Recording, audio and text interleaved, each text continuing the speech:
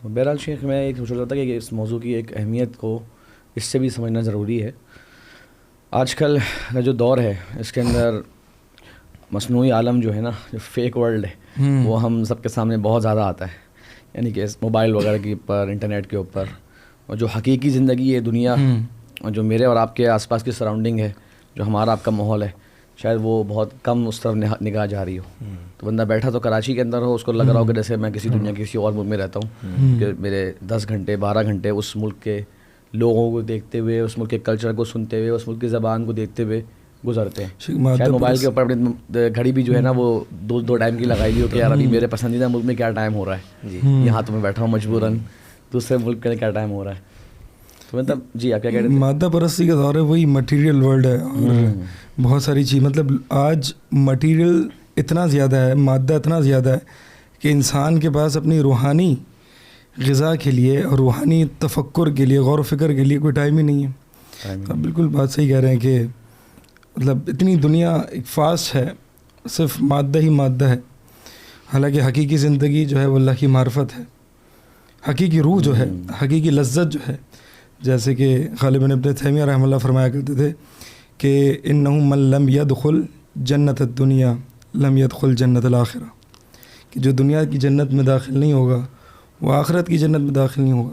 اور اس دنیا کی جنت جو ہے وہ معرفت اللہ کی معرفت ہے.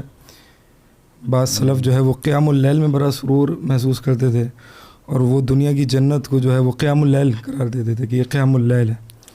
وہ مالک ابن دینار کا بھی اس حوالے سے قول ہے نا، وہ فرماتے ہیں کہ لوگ دنیا میں آتے ہیں اور دنیا کی اصل جو خوبصورتی ہے اور چاشنی ہے اس کا ذائقہ لیے بغیر ہی چلے جاتے ہیں.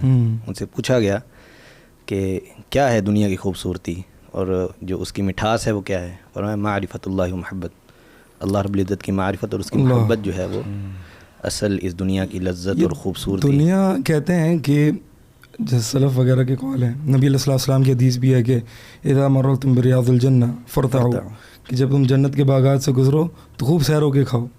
فرمایا جنت کے باغات کیا ہیں؟ کہا حلق الذکر، ٹھیک ہے، اللہ کے جو جہاں ایسے حلقے، ایسے مجالس جہاں پہ اللہ تعالیٰ کا ذکر ادا کیا جائے.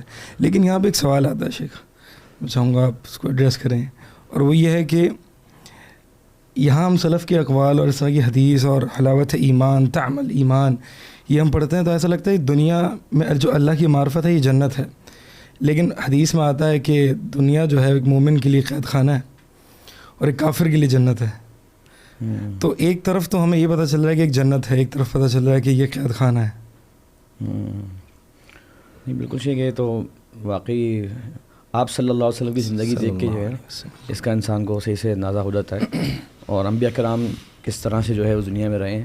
تو دنیا کی جو ہمارے پیمانے ہیں نا نعمتوں کے اور اللہ تعالیٰ کے راضی ہونے کا جو کانسیپٹ ہم سمجھتے ہیں، وہ سمجھتے ہیں کہ شاید کسی کو 6 گاڑیاں مل گئی ہیں، کسی کے پاس بہت بڑا بنگلہ ہے اور بڑا زبردست کاروبار ہے، تو یقیناً اللہ تعالیٰ اس سے بہت خوش ہے. ہمارا فوراً ذہن اس طرف جاتا ہے. اور جس کو کم حالت میں دیکھتے ہیں تو ہمیں لگتا ہے کہ بیچارے پر بڑی طرح کی تکلیفیں ہیں، پریشانیاں ہیں، شاید بڑا گناہ گار انسان ہوگا، اور اللہ تبارک تعالیٰ نے اس کو اس وجہ سے جو ہے ایسا رکھا ہوا ہے. تو حقیقت حال اس کے بالکل الٹ بھی ہو سکتی ہے. ہو بھی سکتا ہے کہ پیسے والا بھی جو ہے اس پہ اللہ تعالیٰ کا کرم ہو، اور جو کمزوری حالت کے اندر ہے ہو سکتا ہے کہ اس کی کچھ کوتاہیاں بھی ہوں، لیکن اصل بات یہ نہیں ہے. کیونکہ اگر یہ ہوتا تو پھر دنیا کے اندر انبیاء کرام سب سے زیادہ آسائشوں میں رہنے والے ہوتے ہیں. انبیاء کرام میں بھی کچھ ایسے آئے ہیں جن کو اللہ تعالیٰ نے دنیا کی بادشاہت بھی دی، ملکن رسولہ، سلیمان علیہ السلام کو اللہ تعالیٰ نے بادشاہت بھی دی اور رسول ہی بنایا. اور ان کی بادشاہت کی واقعات جو ہیں وہ سورہ سبا کے اندر، قرآن کے اندر موجود ہیں.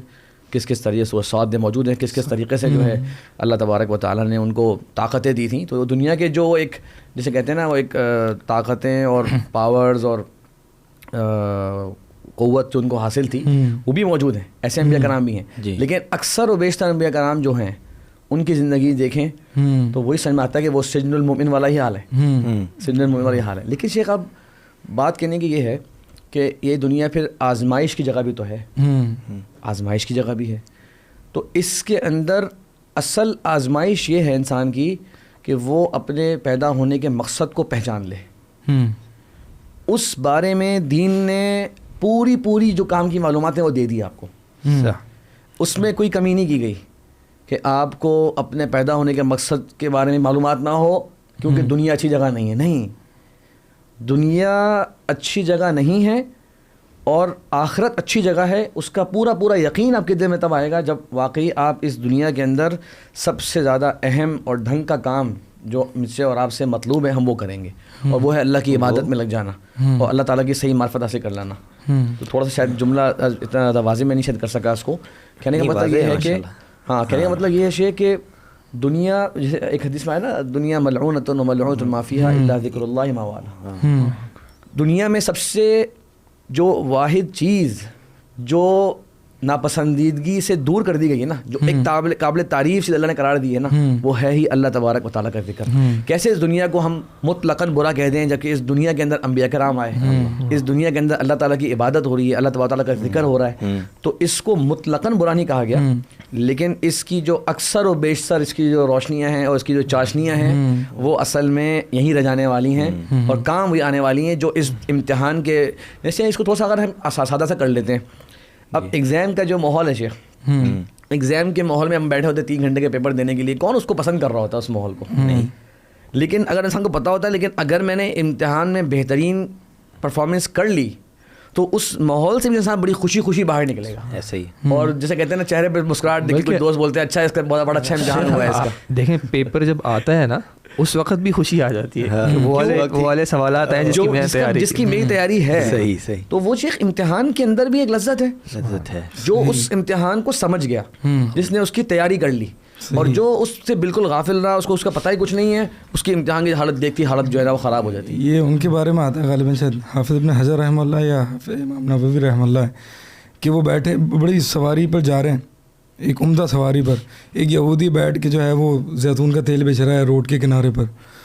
وہ کہتا ہے امام صاحب کو روک کے کہ آپ کا دین تو کہتا ہے کہ یہ دنیا مومن کے لیے قید خانہ ہے اور کافر کے لیے جنت, تو یہ میں جہنم میں بیٹھا ہوں اور تم جو ہے وہ انجوائے کر رہے ہو لائف کو. تو انہوں نے جواب دیا کہ اگر تجھے پتہ چل جائے کہ تو اگر اسی حالت میں مرے اور تیرے لیے آخرت میں کیا ہے, تو واقعی تیرے لیے یہ جنت ہے. اور اگر میں انشاءاللہ کل کو جنت داخل ہوتا ہوں تو ایز کمپیئر ٹو دیٹ جنت یہ میرے لیے کچھ بھی قید خانہ ہے, کچھ بھی. تو کمپیریزن میں انہوں نے جو ہے اس کا جواب دیا. آپ جو بات کہہ رہے تھے معرفت کے اعتبار سے, اب جو ایک کمپیریزن ہے دنیا کا اور آخرت کے اعتبار سے, اگر اس کو ایک دنیا کی مطلب ایک ایگزامپل دے کے سمجھیں کہ نیا فون لانچ ہونے والا ہے مثال کے طور پہ, اور آپ کو آج پتہ چلتا ہے کہ کل وہ فون لانچ ہونے والا ہے اور آپ کی پسندیدہ کمپنی کا ہے. اب وہ ہوتا ہے نا ریویوز پڑھتے ہیں یا وہ آپ نے کل جا کے خریدنا ہے, لیکن اس سے پچھلے والے دن جو آپ اس کے بارے میں ساری تفاصیل پڑھتے ہیں آپ کو خوشی ہوتی ہے, یار میں کل اس کو حاصل کروں گا, میں کل اس کو حاصل کروں گا. وہ پچھلی رات کی جو خوشی ہے وہ خوشی اس کے برابر نہیں ہوگی جو آپ کو کل وہ چیز ملنے کے بعد ہوگی. تو جو آپ بات کر رہے تھے کہ دنیا میں جو اس کی لذت ہے اس کا اپنا ایک مزہ ہے, لیکن کل کی جو لذت ہے نا انشاءاللہ, کہ جیسے مثال کے طور پہ ایک مومن کی خواہش ہے کہ کل کو مجھے اللہ کا دیدار نصیب ہو. آج ہمیں اس کے بارے میں پتہ ہے کہ انشاءاللہ وہ نصیب ہونا ہے, اس کے بارے میں ہم سوچ سکتے ہیں, اس کے بارے میں ہم فکر کر سکتے ہیں, اس کے حوالے سے ہم اپنے عمل کرنے کی کوشش کر سکتے ہیں, اللہ سے دعا کر سکتے ہیں, لیکن وہ جو اس کا مزہ جو اس وقت آئے گا وہ دنیا کے کمپیریزن میں نہیں ہے. آج کی جو جنت ہے, اس دنیا کی جنت ہے, وہ اس کی فکر ہے, اس کے بارے میں سوچنا ہے, اس کے بارے میں تفکر کرنا ہے, لیکن اس وقت کا جو اس کی لذت ہوگی انشاءاللہ تو وہ آج کے کمپیریزن میں نہیں. صحیح. میرے خیال میں یہ ایک جو دنیا میں بھی اس کی جو لذت ہے وہ اس طرح ہم سمجھ سکتے ہیں کہ ہم اس چیز کو حاصل کرنے سے پہلے اس کے بارے میں فکر کرنا, اس کے بارے میں سوچنا, تو اس کی بھی اپنی ایک لذت ہے. صحیح. تو اس میں شیخ ہم جیسے بات کر رہے تھے پہلے کہ ایسا دنیا میں ہم دیکھتے ہیں کہ جتنی بھی بہرحال ہم باتیں کر لیں, کچھ نگیٹو چیزیں بھی ہوتی ہیں, پازیٹیو چیزیں بھی ہوتی ہیں, لیکن یہ بات حقیقت ہے کہ لوگ کوئی نہ کوئی ذات سے جڑتے ہیں دنیا کے اندر. انسان کو اللہ نے ایسا بنایا ہے وہ اپنے سے طاقتور, چاہے وہ مال میں طاقتور ہو, جسم میں طاقتور ہو, اسٹیٹس میں طاقتور ہو, اس سے وہ انسپائر ہوتا ہے, اس سے وہ اس کی زندگی کو دیکھتا ہے, اس کی طرف اس کا جو ہے جھکاؤ ہوتا ہے. اور اس کی مثال آج کے زمانے میں بہت آسان ہے کہ لوگوں کے مختلف جو ہے وہ سیلیبریٹیز جو ہیں وہ ان کے ڈائی ہارٹ فین ہوتے ہیں, اور جناب ان کی وہ تصویریں بھی لگاتے ہیں اپنے موبائل کے اندر, اور جہاں بیٹھے ہوتے ہیں ان کے بارے میں باتیں بھی کرنا چاہتے ہیں وہ, اور ان کے گھر کے بڑے باریک معاملات پتہ ہوں گے کہ جی وہ ناشتے میں یہ کھاتے ہیں, ان کے اتنے بچے ہیں, ان کے اتنے بچوں کی شادیاں, پورا فالو کرتے ہیں ان کو پورا. دیکھیے تو ہو سکتا ہے ہمیں بہت سننے والے بھی اپنے اپنے دائرے میں شاید کچھ ایسے شخصیات ہوں کوئی بھی زندگی کے شعبے سے جن کو شاید وہ اتنا زیادہ سنتے ہوں یا دیکھتے ہوں یا ان کو فالو کرتے ہوں یا ان کی دسیوں گھنٹیوں کی باتیں بھی سن کے نا ان کا دل نہ بھرا ہو. صحیح. تو اب ایز اے مسلم ہم سب مسلمان ہیں, سب سے بڑا حق جو ہمارے اوپر ہے نا وہ ہے اللہ تبارک و تعالیٰ کی پہچان. ایک منٹ کے لیے سوچیں کہ میں اللہ تبارک و تعالیٰ کے بارے میں کتنا جانتا ہوں. اگر سوال کرے ہر بندہ اپنے آپ سے کہ میں چلیں جی فلاں لوگوں کے بارے میں بڑا جانتا ہوں, آج کل کے دنیا کے حالات کیا چل رہے ہیں بڑا جانتا ہوں, پاکستان کے اکانومی کے کیا مسائل کے حل ہیں جانتا ہوں, جناب کتنے لیڈرز ہیں, پارلیمنٹ کی سیاست کیا ہوتی ہے وغیرہ. چلیں ایک منٹ کے لیے چھوڑ دیں, سوچیں کہ اس کائنات کا پیدا کرنے والا, مجھے پیدا کرنے والا, تمام شے جو اس رب تبارک و تعالیٰ کی عبادت کر رہی ہے, ہر شے جو ہے وہ القاہر فوق عبادہ, ہر شے جو ہے وہ اللہ تبارک و تعالیٰ کے ماتحت ہے, اس عظیم ذات کے بارے میں میں کیا جانتا ہوں. تو اس لیے شیخ سب سے جیسے کہتے ہیں نا کہ سب سے بڑی ریئلٹی اس پوری کائنات میں وہ اللہ تبارک و تعالیٰ کی ذات ہے اور اللہ تبارک و تعالیٰ کا وجود ہے جو کہ ہمیشہ سے ہے اور ہمیشہ سے رہے گا. هو الاول والآخر, یہ اللہ تعالیٰ کی یونیک کوالٹی ہے. اور اللہ تبارک و تعالیٰ سے جب جسے کہتے ہیں سورۃ الفاتحہ جو ہے وہ اللہ تبارک و تعالیٰ کا تعارف ہے. دیکھیں ہم سب کو سورۃ فاتحہ یاد ہے, سب لوگ پڑھتے ہیں بالکل, لیکن تھوڑا سا سوچیں کہ یہ میں ہر نماز میں ہر رکعت میں اللہ تبارک و تعالیٰ کا تعارف پڑھ رہا ہوتا ہوں. یہ بایوگرافی ہے. کیا ہے اللہ تعالیٰ؟ الرحمن الرحیم, انتہائی زیادہ مہربان. اور جس طرح کے مختلف علماء نے اس میں باتیں لکھی کہ کیا فرق ہے دونوں کے اندر. ہمارے تو اردو ترجمہ آ جاتا ہے کہ بہت زیادہ مہربان نہایت رحم کرنے والا. تو میں کبھی پوچھتا ہوں کچھ اسٹوڈنٹس وغیرہ سے کہ اس میں فرق کیا ہوا, تو بہت کم لوگ جو ہے نا اس کا ذرا بتا پاتے ہیں فرق. ان دو جملوں میں فرق نہیں بتا پاتے کہ اردو میں رحم کرنا اور مہربانی کرنا کیا فرق ہے. انگلش میں تو یہ اور گھٹسا گھساپٹ ہے, موسٹ گریشیس موسٹ مرسیفل کر دیتے ہیں. گریشیس اور مرسیفل میں فرق کیا نہیں ہے. دیکھیں سبحان اللہ, عربی میں وسعت اتنی ہے نا, عربی میں وسعت اتنی ہے. اگر ایک اس ورڈ کو لے لیں شیخ, جو مختلف باتیں لکھی ہیں وہ یہ کہ اپنی ذات کے ساتھ رحمت سے متصف ہے, اور صرف اس کی رحمت جو ہے نا اس کی خالی ایک کوالٹی نہیں ہے کہ ہم کہیں گے رحم کرنے والا ہے, اس کی رحمت کے اثرات اس کی تمام مخلوقات تک پہنچ چکے ہیں, اور صبح اور دوپہر اور شام اس کی رحمتیں جو ہے وہ نازل ہو رہی ہیں. اس کی وجہ سے ہی جو ہے وہ ہم اور آپ اور پوری کائنات کے حتیٰ کہ کفار بھی جو ہے وہ سانسیں بھی لے رہے ہیں, وہ بھی جو ہے وہ دنیا کی جو ہے وہ نعمتیں حاصل کر رہے ہیں. یہ اس رحمت کی پہنچنا ہے ان تک. تو کہتے ہیں الرحمہ التی اتصف بہا بذاتہ, اور دوسری الرحیم الرحمہ الواصلہ, جو لوگ مخلوق تک پہنچ رہی ہے, پہنچ گئی. یعنی رحمان جو ہے وہ ضروری ہے کہ مطلب اللہ تبارک و تعالیٰ کا مجھے اور آپ کو ایک یا ہم سب جو سن رہے ہیں میں بھائی, اللہ تبارک و تعالیٰ کا تعارف تو بتائے کوئی کہ اللہ تعالیٰ کون ہے. تو اللہ تبارک و تعالیٰ وہ ہے جو سب سے زیادہ مہربانی کرنے والا ہے. کبھی شیخ آپ نے کوئی تجربہ کیا ہے کسی اسٹوڈنٹ سے اپنے پوچھ کے کہ بھئی اللہ کا تعارف ذرا 2 منٹ, ویسے تو بڑی لمبی گفتگو ہو جاتی ہیں کسی بھی ٹاپک پر, کبھی آپ پوچھ کر دیکھیں اپنے گھر میں ہی اپنے بھائیوں سے یا اپنے دیگر ملنے والوں سے, دوستوں سے, کہ بھئی ذرا 2-4 منٹ اللہ کے بارے میں ذرا گفتگو کر کے بتائیں کہ اللہ کون ہے یا کیا ہے, کیا جانتے ہو اس کے بارے میں. قرآن کی 2 آیتیں میں ذہن میں آ رہی ہیں اللہ جو آپ کی بات میں, اور وہ 2 رویے ہیں, 2 رویے ہیں پورے. فرمایا اللہ تعالیٰ نے, چلے پہلے مثبت رویے کی بات کرتے ہیں. صحیح, جو ایمان والوں کا رویہ ہونا چاہیے. صحیح. انما المؤمنون الذین اذا ذکر اللہ وجلت قلوبہم. اللہ تبارک و تعالیٰ ڈسکرائب کر رہے ہیں بھائی ایمان والے کون ہوتے ہیں. ہم سب تو کہتے ہیں بھائی اللہ کا شکر, ایمان ہے, اللہ نے بڑا چیز توفیق دی. اب ایمان والوں کی کیا کوالٹی اللہ تعالیٰ نے بیان فرمائی سورہ انفال کے بالکل آغاز میں. ایمان والے تو بے شک وہ ہیں جب اللہ تبارک و تعالیٰ کا ذکر ان کے سامنے کیا جاتا ہے, وجلت قلوبہم, وجل کہتے ہیں کہ اس دل کا ہل جانا اللہ تعالیٰ کی تعظیم سے اور اللہ تعالیٰ کی محبت اور خوف. یہ 3 چیزیں ہیں. تعظیم بھی دل میں آئے, اللہ کی محبت بھی دل میں آئے, اور اللہ تعالیٰ کا خوف بھی دل میں آئے. جسے کہتے ہیں نا آپ موو ہو جائیں اس کی وجہ سے, آپ جھنجھوڑ دیے جائیں جب اللہ تعالیٰ کا نام آپ کے سامنے آئے. یعنی آپ کا دل جو ہے نا وہ ہلنا شروع ہو جائے جب اللہ تعالیٰ کا نام آئے. یہ ایمان والوں کی اللہ تعالیٰ نے وَإِذَا تُلِيَتْ عَلَيْهِمْ آيَاتُهُ زَادَتْهُمْ ایمانا, اور جب اللہ کی آیتوں کی تلاوت ان کے سامنے کی جائے تو ان کا ایمان بڑھے, وہ اپنے ایمان کو بڑھتا محسوس کریں. جیسے کہتے ہیں ان کی لذت, اس کی چاشنی ان کے دل میں اترتی ہوئی محسوس ہو ان کو. اچھا یہ ایک گروہ ہے. ٹھیک. دوسرا وَإِذَا ذُكِرَ اللَّهُ وَحْدَهُ اشمئزت قلوب الذین لا یؤمنون بالآخرہ.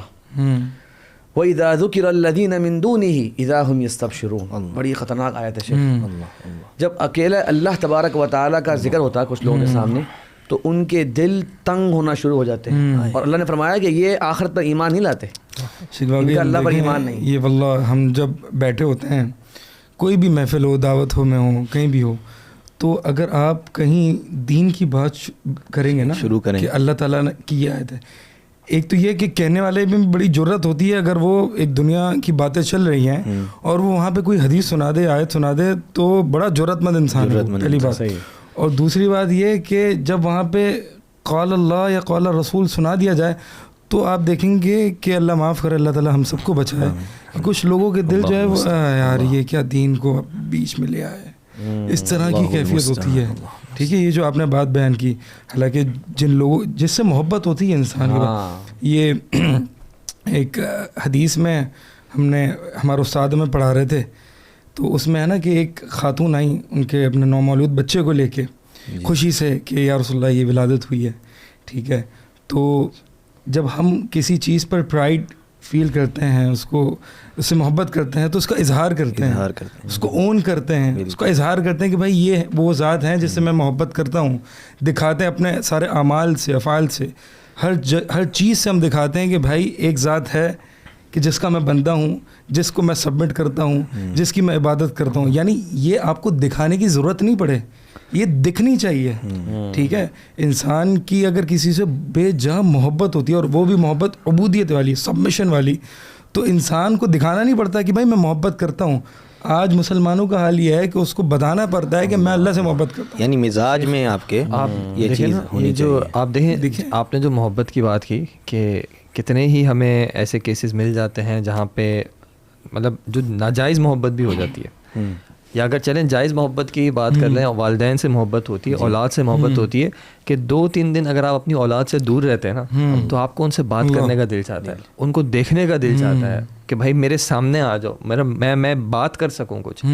اور کتنے ہی لوگ ہم میں سے ایسے ہوتے ہیں کہ ان کے مہینے گزر جاتے ہیں اور انہیں قرآن نہیں پڑھا ہوتا, اور ان کو اس قرآن کی کمی محسوس نہیں ہوتی. کتنے ہی لوگ ایسے ہیں جو نماز نہیں پڑھ پاتے, اور ان کو حالانکہ ہیں مسلمان الحمدللہ, لیکن اس کنیکشن کی, اس تعلق کی کمی محسوس نہیں ہو پاتی. کیونکہ جو ہم بات کر رہے ہیں کہ جو سچی بات ہے شیخ, وہ ہم یہ کہ ہم نے اللہ کی معرفت حاصل نہیں کی, جو اللہ کے جاننے کا حق تھا. ہمیں سوال آ جاتا ہے, لوگوں کے ذہن میں سوال آ جاتا ہے, جیسے ہم نے کہا کہ بھائی بہت سارے سوالات ہیں, اور ہمیں ایک سوال آتا ہے کہ میرا رب ہے کون. لیکن جیسے آپ نے ذکر کیا کہ آج کل یہ ماحول اس طرح کا بنا ہوا ہے کہ اس سوال کی فکر ہی نہیں ہوتی. آ بھی گیا تو اس کو مطلب یہ کہ اگر آپ دن میں ایک دفعہ قرآن نہیں پڑھیں تو یو شوڈ مس اٹ. بالکل, آپ کو مس کرنا چاہیے, اور آپ کو ایک اندر سے ایمٹی فیلنگ آنی چاہیے کہ دیر از سم تھنگ مسنگ, آج کچھ کمی ہے. ہاں کچھ کمی ہے. جیسے کہ عبداللہ بن مسعود رضی اللہ تعالیٰ عنہ جب بھی قرآن کھولتے, مصحف ہاتھ میں لیتے, بڑا خوش محسوس کرتے اور کہتے کلام ربی, کلام ربی. یعنی مطلب کہ پرائڈ دیکھیں کہ یار یہ میرے رب کا کلام ہے, میرے رب کا کلام ہے, میں پڑھوں گا, سرور آئے گا. اس پہ مجھے ہمارے ایک کلاس کا واقعہ یاد آیا. ہمارے ایک ٹیچر بتا رہے تھے کہ ان کا کوئی, وہ کسی ادارے میں تھے, تو وہاں پہ ایک شخص آیا تھا اور ایک کارڈ لے کے آیا تھا, وہ جیسے عید کارڈ وغیرہ کا ہوتا ہے. تو وہ آ کے نا بڑی خوشی سے بتا رہا تھا کہ مجھے یہ کارڈ, میں نے غالباً دبئی یا کسی مڈل ایسٹ کسی کنٹری میں نا ایک شیخ کے یہاں میں نے جاب کی تھی, کچھ سالوں تک میں نے جاب کی تھی, اور وہ بڑی خوشی سے آیا کہ اس شیخ نے جو ہے مجھے عید کے موقع پہ یاد رکھا ہے اور کارڈ دیا ہے. اب اس کارڈ کا مسئلہ ہے کہ یہ کارڈ عربی میں, تو ذرا آپ مجھے ٹرانسلیٹ کر کے تو بتائیں کہ کیا لکھا ہوا ہے. تو انہوں نے کہا کہ وہ کارڈ میں نا کوئی ایسا نہیں تھا کہ بہت زیادہ کوئی پرسنلائز میسیج تھا, جیسے ہوتا ہے نا ہمارے یہاں پہ چھپے ہوئے کارڈ ہوتے ہیں کہ عید مبارک اور اس سے کچھ دعائیں ہوتی ہیں, تو اس طرح کا ایک کارڈ تھا. لیکن انہوں نے کہا کہ مجھے اس وقت نا یہ احساس ہوا کہ اس شخص نے کسی کے ہاں جاب کی ہے, اور اس کے یہاں سے کارڈ آیا ہے, تو اس کو یہ جاننے کی کہ اس نے کیا لکھ کے بھیجا ہے اتنی تڑپ ہے. اور وہ رب جس نے مجھے تخلیق کیا ہے, وہ جس نے بچپن سے لے کے جو ہے مجھے ہر ایک نعمت سے نوازا ہے, اور اس نے اگر مجھ سے کلام کیا ہے اور مجھے اس کلام کو جاننے کی فکر نہ ہو. بلکہ ہر نماز میں حدیث میں آتا ہے اللہ ینصب وجہہ لوجہ عبدہ فی صلاتہ ما لم یلتفت, کہ اللہ تعالیٰ اپنا چہرہ بندے کے چہرے کے مقابل کر دیتا ہے, توجہ کرتا ہے جب تک کہ بندے کا دھیان ادھر ادھر نہیں ہٹتا. تو یعنی ایک بندہ نماز پڑھے اور وہ یہ سوچے, ایک شعور ہو کہ اللہ تعالیٰ میری طرف متوجہ ہے, یہ اللہ تعالیٰ کی محبت, ایک شفقت ہے بندے سے. اور ہم نمازوں میں یہاں وہاں سوچ رہے ہوتے ہیں, اٹینشن نہیں دے رہے ہوتے. تو شیخ یہ جو ذکر ہو رہا تھا معرفت کے حوالے سے، آپ نے 2 گروہوں کا تذکرہ کیا. اگر انہی 2 گروہوں کو بیس بنا کر ہم اللہ رب العزت کی معرفت کے حوالے سے سوال کریں کہ پھر کیا ہونی چاہیے اللہ رب العزت کے بارے میں، کیا ہمیں اللہ کی معرفت ہونی چاہیے، کیا معلومات ہونی چاہیے اس کی صفات کے حوالے سے، تو وہ کیا ہونی چاہیے؟ اس میں بنیادی بات تو یہ ہے کہ اگر ہم 2 جملوں میں کہیں، یا معذرت آپ کی بات کاٹ رہا ہوں، پہلے میرے ذہن میں یہ سوال آتا ہے کہ یہ معرفت اتنی اہمیت کے حامل بھی ہے کہ اس کو جو ہے حاصل کیا جائے، یہ اتنی اہمیت ہے اس یہ پوچھنا ہے ضروری ہے کتنی ضروری ہے؟ دنیا کی سب سے زیادہ حقیقی تعارف جس چیز کا ہمیں حاصل ہے وہ اللہ تبارک و تعالیٰ کی ذات کا ہے. جو اللہ تبارک و تعالیٰ نے ہمیں جتنا تعارف کرایا اتنا، ورنہ تو اللہ تبارک و تعالیٰ کے کلمات جو ہیں، اس سارے کے سارے سمندر جو ہیں، اگر یہ سب انک بن جائیں، اور یہ کوئی محاورہ نہیں ہے، یہ اللہ کا کلام ہے، اور یہ سب کے سب درخت جو ہیں ان کو لکھنا شروع کر دیں، سوچے کتنی انک ہوگی اور کتنا لکھیں گے، تو یہ اللہ تبارک و تعالیٰ کے کلمات کا احاطہ نہیں کر سکتے. یعنی اللہ تعالیٰ کی عظمت تو کتنی اس سے بہت زیادہ ہے. تو جتنا اللہ تعالیٰ نے ہمیں اپنے بارے میں علم دے دیا، یہ کائنات کا سب سے خوبصورت علم ہے شیخ، اور سب سے ضروری علم ہے.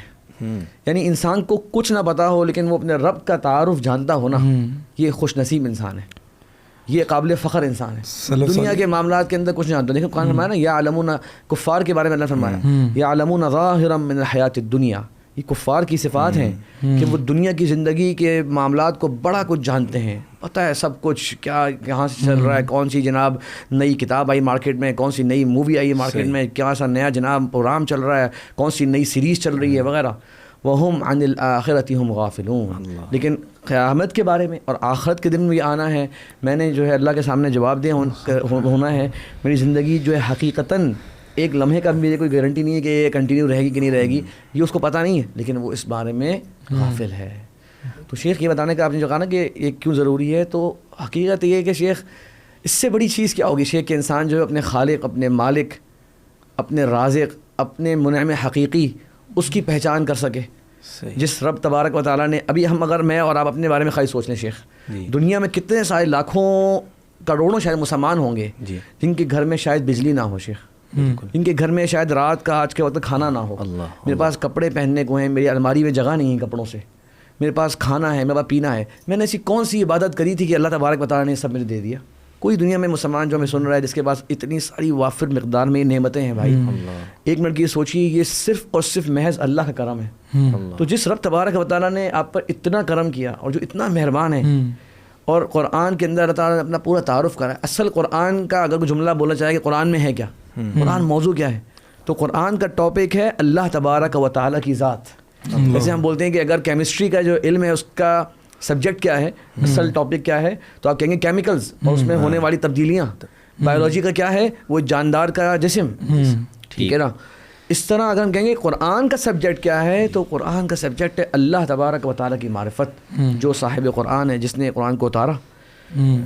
تو مطلب شیخ یہ بہت لمبا، جسے کہتے ہیں نا، ایک وہ ہے. بات کاٹ رہا ہوں، ایک جگہ میں پڑھ رہا تھا کہ 300 سے زائد ایسی آیات ہیں جس میں اللہ رب العزت نے اپنا تعارف کروایا ہے، لوگوں کو اپنی ذات میں غور و فکر کی دعوت دی ہے صراحت سے ڈائریکٹ. وہ جو یہ جس میں باقاعدہ یہ بتایا کہ اللہ یہ ہے، اللہ یہ ہے، ورنہ جو پورا کا پورا کلام اور جس میں انبیاء کرام کی سیرت کے اندر جس اللہ تعالیٰ کے لطف ملتے ہیں، اللہ تعالیٰ کی حکمتیں اسے ملتی ہیں، علمناہ من لدنا علما، ہاں وکذالک نجزی المحسنین، جو واقعات کے اندر اللہ تبارک و تعالیٰ اپنے ان بندوں کی کس طرح سے حفاظت کر رہا ہوتا ہے اور کس طرح سے ان کو نواز رہا ہوتا ہے. میں آج شیخ حضرت ابراہیم علیہ السلام کی قرآن مجید میں جو اوصاف ہیں، یعنی پڑھ کے شیخ انسان کا ایمان تازہ ہو جاتا ہے اور ان کی شخصیت کے بارے میں جاننے کا کتنا دل میں خوشی آتی ہے.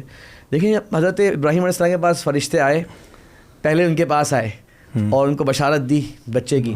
اس کے بعد بتایا کہنا کہ تو جب وہ قرآن میں آتا ہے کہ جب وجاءت البشرا یجادلنا فی قوم لوط، جب ان کا ذهب عن ابراہیم الروع، جو خوف چلا گیا اور بشارت بھی آ گئی بچے کی، تو پھر انہوں نے کہنا شروع کر دیا فرشتوں سے کہ آپ ان پر عذاب نہ ڈالیں، آپ ان کو عذاب نہ دیں، یجادلونا.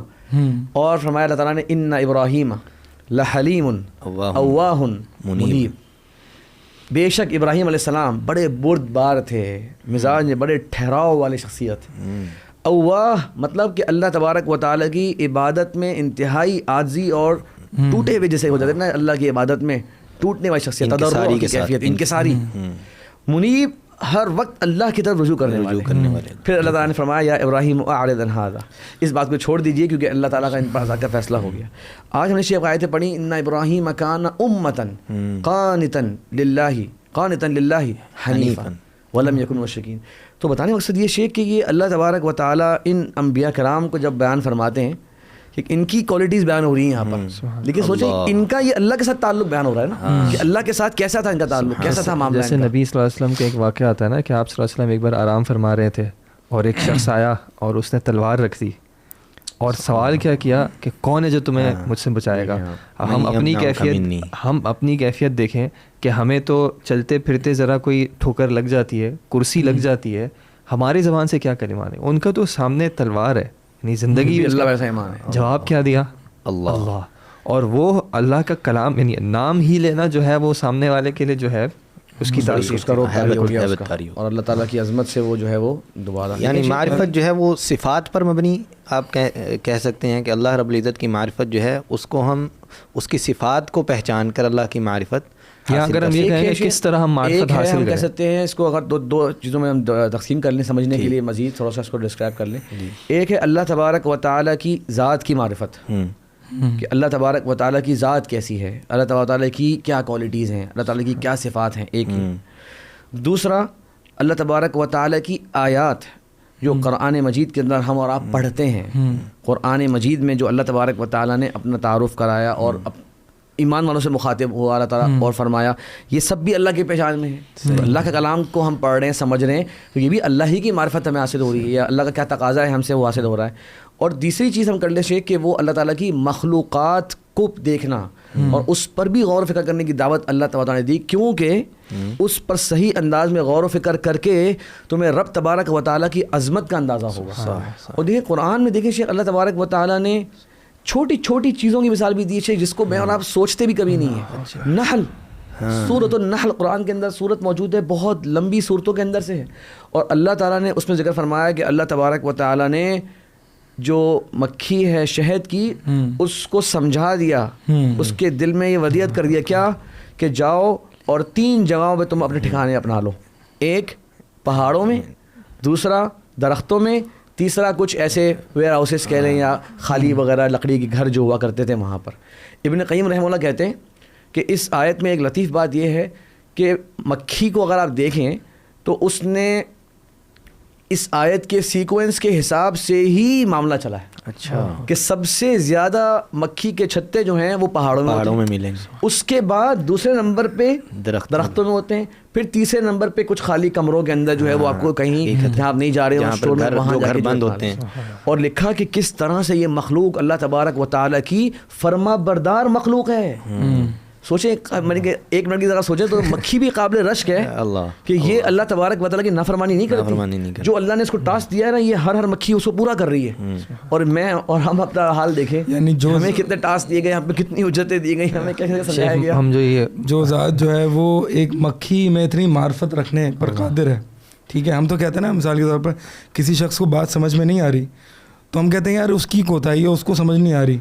یعنی آپ جب بڑے ٹیچر کب کہلائیں گے جب آپ ایرے گہرے کو سمجھا سکیں. ٹھیک ہے, تو اللہ تعالیٰ یہ جو معرفت ہے شہد کی مکھی میں جیسے کہ آپ نے بتایا, تو یہ اللہ تعالیٰ کی عظمت, اللہ کے علم کی عظمت, اللہ کی حکمت اور تخلیق اور تمام صفات اس میں اس کا اظہار ہے کہ اس چھوٹی سی مکھی میں یہ معرفت کس نے رکھی.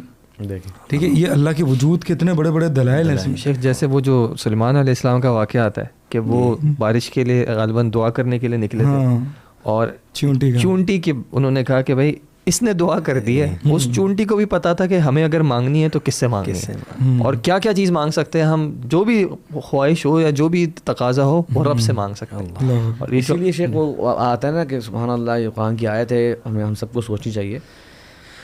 حضرت علی رضی اللہ کے بارے میں آتا ہے کہ جب نماز کا وقت ہوتا تو وہ ان کی کیفیت بدل جاتی. تو ان کے گھر والے ان سے سوال کرتے کہ آپ کو جب ہم دیکھتے ہیں کہ جب اذان کا ٹائم ہوتا ہے, نماز کا ٹائم ہوتا ہے, تو آپ جیسے بدلے انسان بن جاتے ہیں بالکل, اور ویسے جیسے ہم بیٹھے ہوتے ہیں بات چیت کر رہے ہوتے ہیں آپ کی کیفیت بدل جاتی ہے. تو حضرت علی رضی اللہ عنہ جواب میں کہتے کہ کیسے میری حالت نہ بدلے جبکہ اب اس چیز کا وقت آ گیا ہے جو اللہ نے قرآن نے فرمایا انا عرضنا الامانۃ علی السماوات والارض والجبال فابین ان یحملنها، ہم نے اس امانت کو، دین کو، شریعت کو جو مجھ پر اور آپ پر بھیجی گئی ہے، اللہ تعالیٰ نے اس شریعت کو، دین کو پیش کیا. ذرا سوچیے ایک منٹ کے لیے، آسمانوں پر، آسمان کی کتنی بلندی اور طاقت ہے، اور زمینوں پر اور پہاڑوں پر. ایک پہاڑ جو ہے اس کو توڑنے کے لیے مہینوں لگ جاتے ہیں آج کی نئی ٹیکنالوجی کے دور میں. سوچیں ایک پہاڑ، ان سب پہ اللہ نے اس کو پیش کیا. فَأَبَيْنَ أَن يَحْمِلْنَهَا، انہوں نے انکار کیا.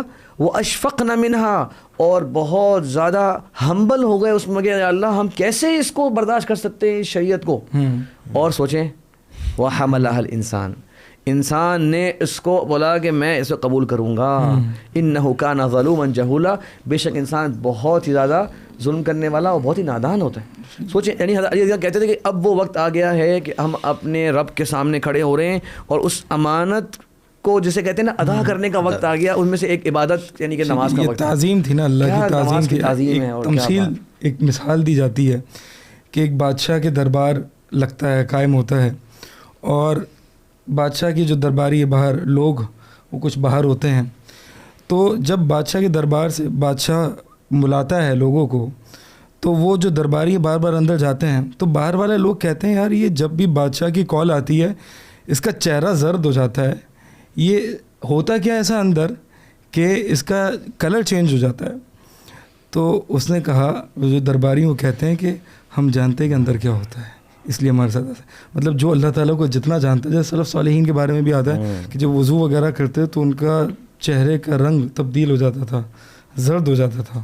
یہ جملہ بھی من کان باللہ اعلم کان منہ اخوف، جو سب سے زیادہ اللہ کے بارے میں جانتا ہے نا، علم رکھتا ہے، وہی حقیقت میں اللہ تبارک و تعالیٰ کا سب سے زیادہ اور صحیح جو خوف ہے نا وہ اس کے دل میں ہوگا. اور صحیح خوف کا مطلب ہم یہ جس طرح کہہ رہے ہیں کہ وضاحت یہاں پہ ہو جائے کہ، اور یہ علماء نے لکھا کہ قرآن میں اللہ تبارک و تعالیٰ نے جو اپنا تعارف کرایا نا، بہت لمبا ایک موضوع ہے. اللہ تعالیٰ نے اپنا تعارف کن کن اشیاء سے کرایا، تو ہم اس کو شارٹ اگر کرنا چاہیں ایک انداز میں، تو اللہ تعالیٰ نے اپنی کچھ صفات ایسی بیان کی ہیں جن کو پڑھ کے سن کے اللہ کی تعظیم دل میں آتی ہے. دل میں دوسری کچھ ایسی صفات بیان کری ہیں جس کو پڑھ کے اللہ کی محبت دل میں آتی ہے. اللہ تعالیٰ کا لطف کتنا، اللہ تعالیٰ رحم کرنے والا ہے، کتنا زیادہ محبت کرنے والا ہے، تو آپ کے دل میں محبت کا جذبہ آتا ہے. اور کچھ صفات ایسی بیان کی اللہ تبارک و تعالیٰ نے کہ وہ اللہ تبارک و تعالیٰ کا خوف انسان کے دل میں آتا ہے. تو وہ جو بار بار سنتے ہیں آپ لوگ بھی، علماء سے ہم سب سنتے ہیں کہ یہ وہ دو پر ہیں جو ایک پرندے کے ہیں، جو دونوں پرندوں، جو دو پروں کو جب تک بیلنس نہیں کرے گا وہ پرندہ وہ اڑ نہیں سکے گا.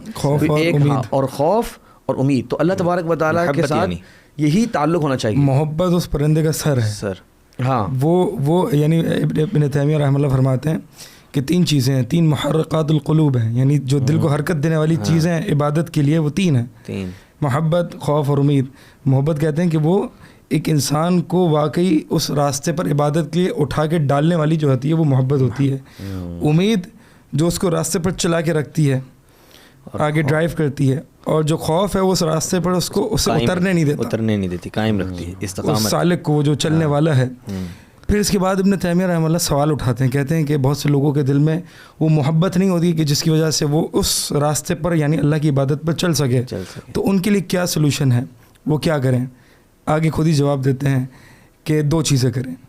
ایک تو اللہ کا ذکر کثرت سے کریں، کیونکہ انسان اسی کا ذکر کرتا ہے جس سے وہ محبت کرتا ہے. تو اللہ تعالیٰ کا ذکر جتنا ہوگا اللہ کی محبت آئے گی دل میں. دوسری چیز، اللہ کی جو نعمتیں ہیں ان کو یاد کریں، ان پر غور و فکر کریں، کیونکہ ایک منعم کی نعمتوں کو جب آپ یاد کریں گے تو اس کی محبت دل میں بیٹھے گی. جی بالکل. تو بہرحال آپ یہ جو بات کر رہے تھے نا کہ یہ جو اللہ کی معرفت ہے وہ کتنی ضروری ہے. اہل علم فرماتے ہیں کہ جو اللہ کا ذکر کرتا ہے یعنی جو اللہ کو جانتا ہے، اس کو یاد کرتا ہے، اور جو نہیں کرتا، یہ مطلب ایک ایسا شخص، ایک ایسی مچھلی ہے کہ جس کو پانی سے باہر نکال دیا جائے، ٹھیک ہے، ایک میت اور ایک زندہ انسان کی جو ہے وہ مثال دی گئی ہے حدیث میں باقاعدہ. بالکل. مثل الذی یذکر ربہ والذی لا یذکر ربہ مثل الحی والمیت. جی اس طرح کی مثال ہے کہ، اور یہ سوچنے کی بات ہے کہ ایک انسان دوسرا دنیا کے اندر ہو، ہمیں لگ رہا وہ زندہ ہے، دین کی نظر میں وہ میت ہے. اگر وہ اپنے رب کو نہیں پہچانا ہوا اور رب کی عبادت میں نہیں ہے تو آپ حقیقت کے اندر آپ کو زندگی کا مطلب نہیں ملا. آج اگر آپ سے کوئی پوچھے کہ امریکن پرائم منسٹر کون ہے، اگر کسی کو پتہ نہیں ہو, وہ تم ان کو نہیں جانتے, امریکن پرائم منسٹر کو نہیں جانتے, سبحان اللہ. مطلب لوگ آپ کو کیا کہیں یار کیا بیوقوف انسان ہو تم.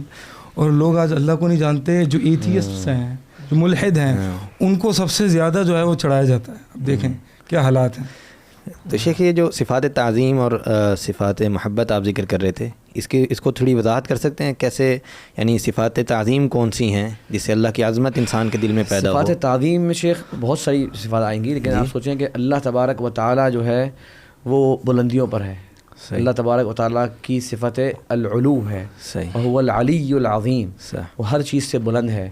اللہ تبارک و تعالیٰ کی ذات کو تعظیماً بھی بلندی حاصل ہے, ہر شے کے اوپر جیسے ہم کہتے ہیں نا ایک بلند و بالا مقام مرتبہ, وہ بھی حاصل ہے. اور اپنی ذات کے اعتبار سے بھی اللہ تبارک و تعالیٰ اونچائی پر ہے. اور کتنا اونچا, ایک حدیث میں آتا ہے کہ 7 آسمان ہیں, اور 7 آسمانوں کے اوپر اللہ تعالیٰ کی کرسی ہے, اور کرسی کے اوپر اللہ تبارک و تعالیٰ کا عرش ہے.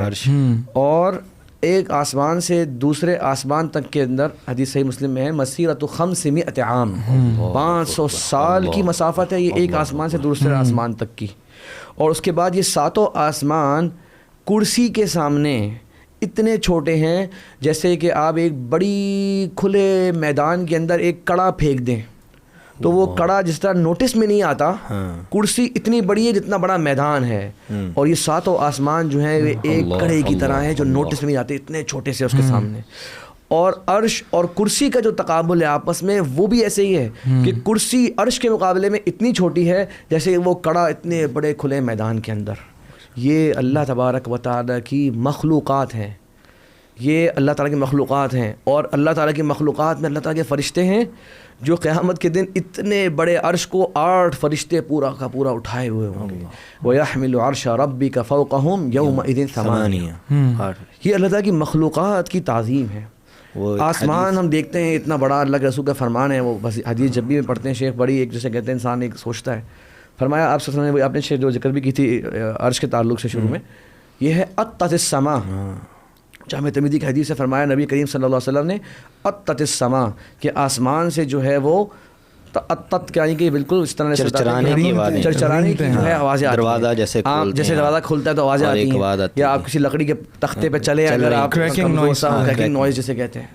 اور فرمایا نبی صلی اللہ علیہ وسلم وحق لها ان تئط, اور آسمان کا حق ہے کہ اس سے اس طرح کی آوازیں آئیں. کیوں؟ ما من موضع 4 اصابع الا وعليه ملک ساجد وعليه ملک راکع. آسمان اتنا بڑا آسمان, اس کی بلندیوں کو, اس کی وسعتوں کو ہم اور آپ جان بھی نہیں سکتے.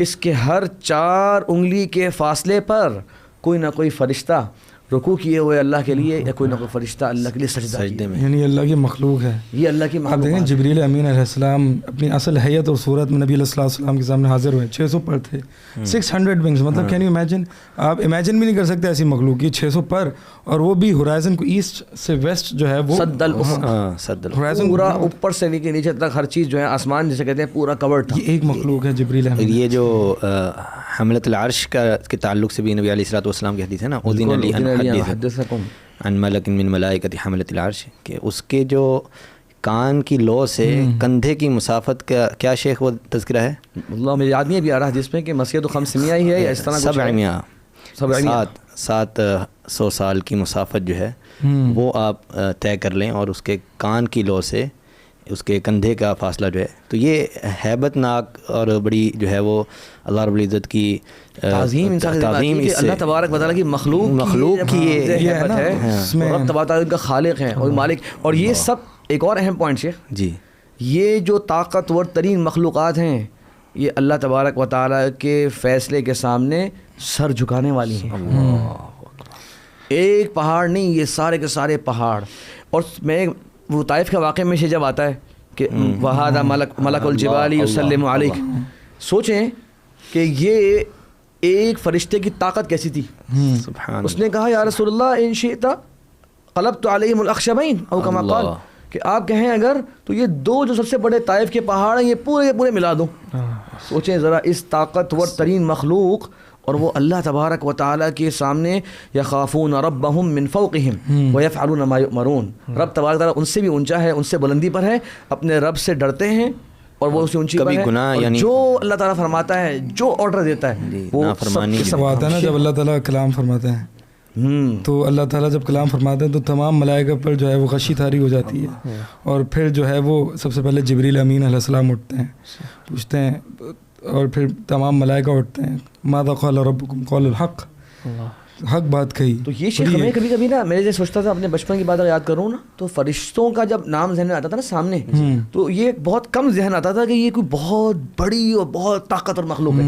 ہمارے ذہن میں تھوڑا سا جس طرح ایک بچپن میں ہوتا ہے نا، کچھ بڑا نورانی دکھا دیتے ہیں، شاید نورانی شاید ان کے کچھ پر لگا دو اگر کسی بزرگ کے، یا کوئی تو ملائکہ تو جیسے کہتے ہیں نا کہ اللہ کی خاص مخلوق ہے، تو جیسے ہمارے یہاں کچھ پری کا کانسیپٹ دکھا دیتے ہیں کہ، تو لگتا ہے ایسا جیسے کہ یہ فرشتے کو اس طرح کے کچھ چھوٹے موٹے سے نا کچھ کام کرنے والے، بڑے نازک اندام، لیکن یہ سبحان اللہ، اللہ تعالیٰ کی بہت عظیم اور بہت بڑی مخلوق ہے. بالکل. اور شیخ یہ میں کہہ رہا تھا کہ دنیا میں ہم دیکھتے ہیں کہ اگر ہم کوئی ایسا اسٹرکچر دیکھتے ہیں، کوئی بلڈنگ دیکھتے ہیں، یا کوئی ایسا کوئی مطلب کوئی پروڈکٹ دیکھتے ہیں جو کسی نے بنایا ہو، کوئی ایسی گاڑی دیکھتے ہیں جو بہت مضبوط ہو، تو ہم اس گاڑی کی تعریف نہیں کرنے لگتے، ہم اصلاً جو ہے اس کے پیچھے جو اس کا بنانے والا ہے، جو اس کا انوینٹر ہے، اس کی تعریف کر رہے ہوتے ہیں. اب دیکھیں جیسے ایک تو یہ مخلوقات ہیں جو ہم نظر سے تو نہیں دیکھ سکتے، اس پہ تو ہمارا ایمان ہے، لیکن اللہ تعالیٰ نے نظر ہماری کہا کہ ادھر بھی دوڑاؤ، افلا ينظرون الى الابل کیف خلقت والى السماء کیف رفعت، کہ ان مخلوقوں کو دیکھو، ان پہ یعنی تم جتنی بھی ٹیکنالوجی وغیرہ ہے تم اس حد تک پہنچ ہی نہیں سکتے. اب جب تم کچھ چھوٹی سی چیز تم بناتے ہو، تمہیں چاہیے ہوتا ہے کہ یار مجھے کریڈٹ دو. کوئی بھی ہوتا ہے اپنی ٹیکنالوجی کو پیٹنٹ کرا دیتا ہے، کوئی کاپی نہ کرے، میرا نام آئے. وہ رب جس نے ان مخلوقات کو بنایا ہے، تم اس کو نہیں پہچانتے. تو یہ ہیں صفات تعظیم، یعنی اس سے اللہ کی عظمت آپ کے سامنے ظاہر ہوتی ہے. تو صفات محبت کا بھی کچھ تذکرہ اگر آپ کر دیں تو اس سے جیسے صفات تعظیم میں ایک اور بات جی کہ اہل علم فرماتے ہیں کہ یہی جو ہم بات کر رہے تھے اس کا خلاصہ قرآن نے اپنی آیات میں کس طرح سے بیان کیا ہے کہ یہ جو تعظیم ہے نا کب آئے گی اللہ تعالیٰ کی، یہ اللہ تعالیٰ کی مخلوقات میں غور و فکر و تفکر سے آئے گی. اور یہی مضمون اس آیت میں بیان ہوا ہے کہ ما لکم لا ترجون للہ وقارا وقد، آگے مخلوقات کا ذکر ہے، وقد خلقکم اطوارا، آگے لم تروا کیف خلق اللہ سبع سماوات طباقا، یعنی یہ ساتوں آسمان تم نہیں دیکھتے کس طرح سے پے در پہ اللہ تعالیٰ نے لیئرز میں بنائے ہیں، ٹھیک ہے، کس طرح سے چاند میں نور اور سورج بنایا ہے. تو یہ کیا ہے تمہیں کہ تم اللہ کے لیے تعظیم نہیں کرتے. اچھا شیخ، یعنی اس میں ایک ذہن میں بات آپ کی بات سے آئی، جزاک اللہ، کہ واقعی ہم، اور جیسے آپ نے بھی کہا شیخ عدیل، کہ کوئی چیز بنتی ہے نا تو ہم لوگ ایسا نہیں ہے کہ ہم اس کے بنانے والوں کے بارے میں سوچتے نہیں ہیں. ہم دنیا کی جو ایجادات ہیں، اب جناب ایپل کمپنی کس کی ہے وہ سب کو پتہ ہے، اس کا مائکروسافٹ کے کون بانی ہیں اور اس کے کون اونر ہیں سب کو پتہ ہے. اچھا، ان لوگوں کے اپنا ریسپیکٹ بھی لوگوں کے دلوں میں اسی لیے کہ یہ اس پروڈکٹ کے بنانے والے ہیں. تو ان چیزوں کو جس کے اندر آج بھی 1000 قسم کی غلطیاں نکلتی ہیں، بلکہ ایک اگلی چیز آتی ہے وہ پچھلی کے بارے میں 10 قسم کی عیب نکالی ہوتی ہے. آج اللہ تبارک و تعالیٰ کی جو مخلوقات جو تمہارے دائیں بائیں اوپر نیچے ہر جگہ ہیں، ایک مکھی کو بھی دکھا دو، ایک مکھی کو دیکھ لو، کیا اس طرح کی کوئی چیز بنانے پہ قادر ہے؟ اور اللہ تعالیٰ نے توحید اور شرک کا جہاں ذکر فرمایا شیخ، وہاں پہ تو غیر اللہ کے پاس کچھ نہیں ہے، اس کا بھی ذکر مکھی سے دیا. دیکھیں، کہا ان الذین تدعون من دون اللہ، جسے بھی تم اللہ کے علاوہ پکارتے ہو، لن یخلقوا ذبابا ولو اجتمعوا له، بڑی بڑی چیزیں تخلیق کرنے کی تم دکھا رہے ہو. یہ جو مکھی چھوٹی سی مخلوق ہے لاکھوں کی تعداد میں، اور ہم آپ مارنے کی کوشش کر رہے ہوتے اس کو، ایک مکھی بھی پیدا نہیں کر سکتے جبکہ یہ سب جمع ہو جائیں. بلکہ اس سے زیادہ عاجزی کیا ہے کہ مکھی کا جو فنکشن ہے اور جو اس کا سسٹم اللہ نے بنایا ہے، وہ ان یسلبہم الذباب شیئا، کہ اگر وہ تمہارے آگے سے اٹھا کے لے جائے، لا یستنقذوہ من، تم اس سے چھین نہیں سکتے. ایسی موٹر ہے اس کے اندر، وہ ایسے بھاگے گی، آپ جدھر ہاتھ کر لیں ویسے بھاگے گی آپ سے. ضعف الطالب والمطلوب. اللہ تعالیٰ نے جسے کہتے ہیں نا شیخ، بڑی بڑی مثالیں تو بہت بڑی بڑی چیزیں ہیں نا شیخ، یہ تو چھوٹی سی مثالیں ہیں اور مشاہدے کی مثالیں ہیں. اس کو بھی اگر انسان تھوڑا سا ذرا اس جب دیکھے نا یہ ساتھ معاملہ ہو رہا ہے تو اس کے دل میں اللہ کی عظمت آنی چاہیے. سوچنا چاہیے یار اس کو اللہ تعالیٰ نے جوڑا ہے غیر اللہ سے. یعنی اس کا ایک اور جملہ یوں کہتے ہیں شیخ، اگر علماء کہتے ہیں کہ شرک کی کوئی بھی جسٹیفیکیشن نہیں دے سکتے، شرک کی کوئی لاجک نہیں ہے، شرک کے اندر کوئی، جسے کہتے ہیں نا ایسا نہیں ہے کہ یار نہیں وہ بھی تھے ان کے پاس بھی کوئی دلیل نہیں ہے، شرک کی کوئی دلیل نہیں ہے، اور توحید کے دلائل اتنے زیادہ ہیں کہ ہر انسان آنکھیں کھولیں اور اس کو ہر جگہ نظر آنا شروع ہو جائے. تو یہ مثال دیکھ لیں. اب ایک مکھی اور آپ جتنے غیر لوگ آپ پکار رہے ہیں ان کے ساتھ معاملہ بتا دیجیے، کیا کر سکتے ہیں اس مکھی کا. یہ شیخ پھر یہ معرفت اللہ کے اعتبار سے کیا وجہ ہے کہ ہم دیکھتے ہیں کہ بہت سارے حتیٰ کہ مسلمان بھی جو ہیں وہ دہریت کی طرف، ایتھیزم کی طرف جا رہے ہیں، اور ان کو مطلب جیسے میں اپنے ایک ان کو جانتا ہوں کہ ہمارے کہیں پہ وہ استاد تھے، ان کا جو وہ ٹرین سے جب آؤٹ ہوئے تو ان کی وجہ یہ تھی کہ انہوں نے کہا بھائی میرے جو ہے میری والدہ بیمار ہو گئی تھیں اور مطلب قرب الموت تھیں، اور میں نے جو ہے اس وقت ایک دعا لگائی، ایک پکار لگائی کہ اگر تو ہے تو میری ماں کو جو ہے وہ شفا دے دے. اور ان کی ماں کو شفا نہیں ملی، اور ان کی جو ہے وہ گوٹ جو ہے یہاں پہ آ کے اٹک گئی، اور انہوں نے مطلب ایک دعویٰ کیا اور پھر اس کے بعد جو ہے وہ ہٹ گئے. تو کیا وجہ ہے کہ جب ہم دیکھتے ہیں کہ اتنے ادلہ ہیں، اتنی آیات ہیں، تو پھر ایک انسان کا دماغ جو ہے وہ کس طرح اپنے رب کو، اپنے خالق کو بھول کے اس کی معرفت سے ہٹ کے جو ہے وہ اس طرف چلا جاتا ہے؟ یہ تو شیخ یعنی کہ آپ سوچیں کتنے زیادہ یعنی افسوس کی بات ہے. ویسے یہ وجہ بنی اگر ان کے دین سے دور ہونے کی، گویا کہ آپ جو کہ عبد ہیں، جو کہ کمزور ترین مخلوق ہیں، گناہ گار سے بھرے ہیں، آپ اللہ تبارک و تعالیٰ کو حکم دے رہے ہیں، حکم کے پابند کرنا چاہ رہے ہیں. یہ تو دلیل ہے اس کے وجود کی، یہ دلیل ہے اس کے وجود کی کہ وہ خدا موجود ہے جو اس کی نہیں مانتا. مطلب وہ خدا ہے کہ جو اس کے تابع نہیں ہے. یہ تو دلیل ہے نا، وہ دلیل علیہ. تھوڑے سے متکلم لگے ہو آپ مجھے. اب سوچیں شیخ یعنی کہ اللہ تبارک و تعالیٰ کی تعظیم کا تقاضا کیا یہ تھا کہ دنیا میں مثال کے طور پر پیسے ختم ہو گئے، میں دوسرے اعلان کو یا اللہ جلدی سے 10,000 روپے آ جائیں میری جیب میں، اس وقت جیب میں آ جائیں، اچھا میں اللہ تعالیٰ کو مانتا ہوں میں. یہ یاد رکھیں، یہ بنو اسرائیل کے جو اعمال قرآن نے بیان فرمائے نا، یہ اس طرح کی روش ہے. اگر سچے ہو نا تم دین میں، آؤ ایک ہمیں منو سلوا اتار لو ہمارے لیے. اگر سچے ہو نا تو ایسا کرو، انزل علینا مائدۃ من السماء تکون لنا عیدا لاولنا وآخرنا وآیۃ منک. اور اس کے بعد یہ سب چیزیں آپ کے مطالبے پر اتاری بھی گئیں. اس کے بعد کیا ہوا؟ پھر سخت قسم کا عذاب. موسیٰ علیہ السلام سے مطالبہ بھی کیا تھا نا کہ ہم آپ پر ایمان نہیں لائیں گے جب تک کہ حتی نرى اللہ جہرا. ٹھیک ہے، حالانکہ آپ دیکھیں خود موسیٰ علیہ السلام نے اللہ تعالیٰ سے اللہ تعالیٰ کا دیدار کا مطالبہ کیا، بنو اسرائیل نے بھی اللہ تعالیٰ کے دیدار کا مطالبہ کیا، لیکن دونوں مطالبے میں فرق ہے. ایک نے کنڈیشن لگائی کہ ایمان نہیں لائیں گے جب تک کہ اللہ کو نہیں دیکھیں گے، اور ایک نے لیطمئن قلبی. ٹھیک ہے، ایک نے جو ہے وہ مزید اطمینان کے لیے یہ کیا تھا. اس طرح کی جو بہرحال آپ کی بات پہ اگر دوبارہ آئیں ہم لوگ شیخ، تو میں یہ سمجھتا ہوں شیخ کہ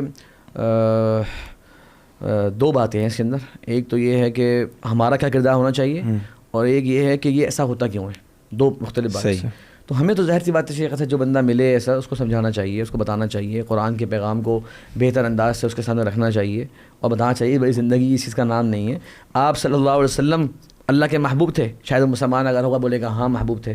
بولو پیارے نبی صلی اللہ علیہ وسلم کے 7 میں سے 6 اولادیں دنیا میں ہی وہ ان سے جدا ہو گئیں. کیا خیال ہے؟ اللہ کے محبوب تھے، 6 کی 6 اولادیں اللہ تعالیٰ نے کیوں نہیں؟ پھر تو آپ کی بات کے حساب سے بولنا چاہیے. اللہ رسول بولتے ہیں رسول اللہ، اے اللہ اگر تو میں رسول ہوں نا اور تجھے اس سے محبت ہے نا تو میرے بچوں کو کچھ نہیں ہونا چاہیے. نہ اللہ رسول نے یہ کہا، نہ ہی اللہ تعالیٰ کا، نہ ہی یہ ان کے لائق تھا کہ وہ اس طرح کی بات کہتے.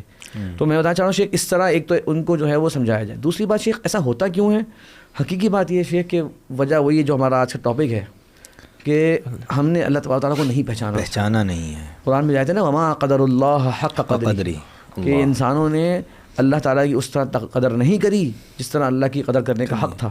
اور اللہ کی قدر کیا ہے، اللہ کا مقام کیا ہے. یہ چھوٹے موٹے یہ دے دے اللہ وہ میری بچہ ہو جائے، اللہ فلاں ہو جائے، ان چیزوں کے اوپر آپ روٹ کے بیٹھے ہوئے، آپ کچھ بھی نہیں اس میں نقصان کر رہے سوائے اپنا.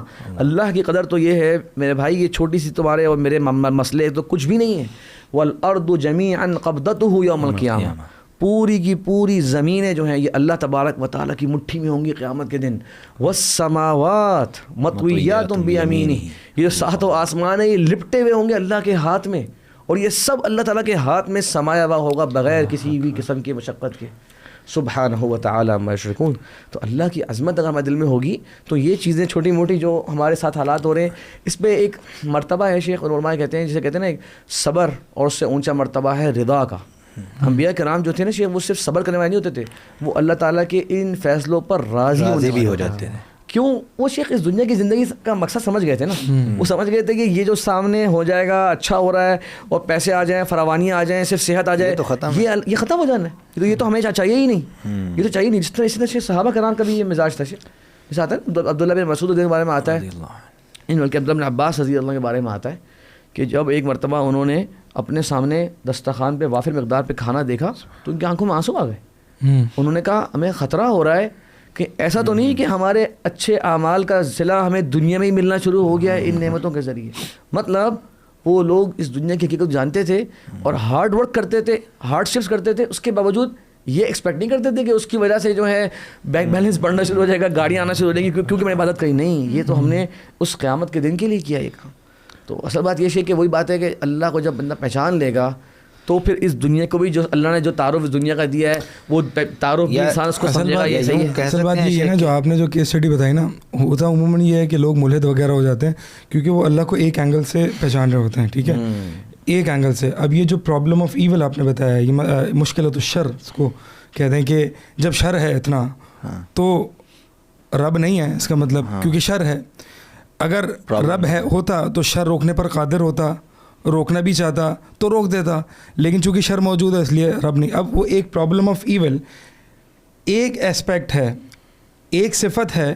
اب اللہ تعالیٰ کی آپ نے دیگر صفات کا اس کو نہیں دیکھا. اللہ تعالیٰ حاکم بھی ہے, اللہ تعالیٰ عادل بھی ہے, اللہ تعالیٰ رحمان بھی ہے, رحیم بھی ہے, اللہ تعالیٰ ذوالجلال والاکرام بھی ہے, قہار بھی ہے. تو یہ ساری صفات کو جب آپ دیکھیں گے اور اس کو جمع کریں گے تو ایک اللہ تعالیٰ کا ایک پورا ایک تعارف انسان کے ساتھ حاصل ہوگا. تو اللہ تعالیٰ کو جو ہے نا ہر اینگل سے پہچانا جائے. اسی لیے آپ دیکھیں کہ اللہ تعالیٰ کی اکثر صفات جو ہے وہ جمع آتی ہیں, دو یا دو سے زیادہ, تاکہ انسان جو ہے وہ اللہ تعالیٰ کو ایک صفت سے نہیں پہچانے, اللہ تعالیٰ کو ایز اے ہول یعنی تمام صفات کے ساتھ پہچانے.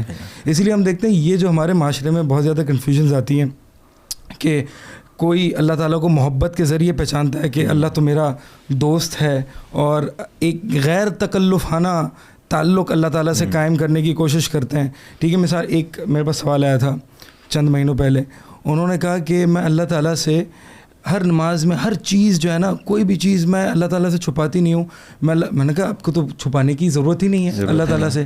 کہ نہیں اللہ تعالیٰ ہے نا میرا بہت بیسٹ فرینڈ ہے, اللہ تعالیٰ میرا بہت بیسٹ فرینڈ ہے, اور میں ہر چیز اللہ تعالیٰ سے پوچھ کے کرتی ہوں, اور پھر مجھے خواب میں جو ہے نا اس طرح کی فیلنگس بھی آتی ہیں. اب یو نو واٹ آئی مین کہ یہ کیا ہے کہ ایک طریقے سے آپ نے اللہ تعالیٰ کی ہیبت, اللہ تعالیٰ کی عظمت, اللہ تعالیٰ کا جو غلبہ ہے, ان طرح کی صفات کو آپ نے اگنور کیا, اور اللہ تعالیٰ کے جو ودود ہونا ہے, اللہ تعالیٰ کا محبت کرنا, اور اللہ تعالیٰ رحمان اور رحیم, اس صفت کے ذریعے آپ نے اللہ تعالیٰ کو پکارا. ٹھیک ہے, تو اللہ تعالیٰ کی عظمت نہیں آئی. اللہ تعالیٰ کی عظمت اسی طرح تمام مقصد یہ ہے کہ تمام صفات کے ساتھ اللہ تعالیٰ کی عبادت. تو یہ عظمت والی تو جو ہے صفات کا تذکرہ ہو گیا, محبت باقی ہے آپ کی, اللہ کی خوف کا تذکرہ جو ہے وہ کیسے پہچانا جا سکتا ہے کہ اللہ کا خوف کیسے انسان پر آ سکتا ہے, یا اس سے ڈرنے کے لیے کن صفات پر غور کرنا چاہیے؟ تعظیم میں ظاہر ہے ایک پہلو ہے. پھر خوف کا مطلب یہی ہے شیخ کہ جو اللہ تبارک و تعالیٰ نے اپنے بارے میں فرمایا وَيُحَذِّرُكُمُ اللَّهُ نَفْسَهُ, اور اسی وجہ جس طرح نے کہا کہ دوسرا پہلو بھی آتا ہے فَاللَّهُ رَؤُوفٌ بِالْعِبَادِ, بتا دیا کہ اللہ تعالیٰ تمہیں اپنے نفس سے ڈراتا بھی ہے, اور اللہ تبارک و تعالیٰ نے بندوں کے ساتھ بہت ہی نرمی کرنے والا بھی ہے. اعلموا ان اللہ شدید العقاب وان اللہ غفور رحیم. کیونکہ انسان کا جو مزاج ہے نا, انسان کا نفس ہے, وہ جب تک دونوں پہلوؤں سے اس کو نہ بیلنس کیا جائے نا, وہ ہوتا بھی نہیں بیلنس. یعنی آپ کو اگر بتا دیا جائے کہ بس یہ کام کر لو ہاں تو آپ کو پیسے ملیں گے, نہیں کرو مسئلہ ہی نہیں ہے, مسئلہ ہی نہیں ہے. بندہ بولے گا مجھے پیسے کی ضرورت نہیں, میں کرنا ہی نہیں میں نے وہ کام.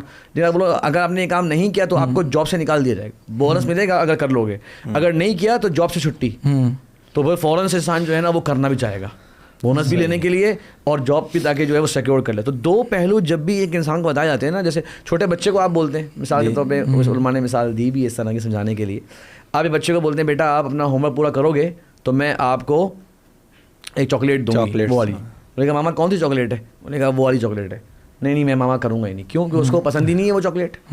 تو اس طرح وہ ہوم ورک ہی نہ کرے, آپ نے خالی شوق دلایا. آپ ان کو بولیں آپ نے ہوم ورک کیا تو آپ کو چاکلیٹ ملے گی مثال کے طور پہ, اگر نہیں کیا تو آج آپ کا ٹیبلٹ بند, آج ٹیبلٹ کا ٹائم کچھ بھی نہیں ہے بچے کے, وقت سے پہلے ہوم ورک کر لے گا. کیوں؟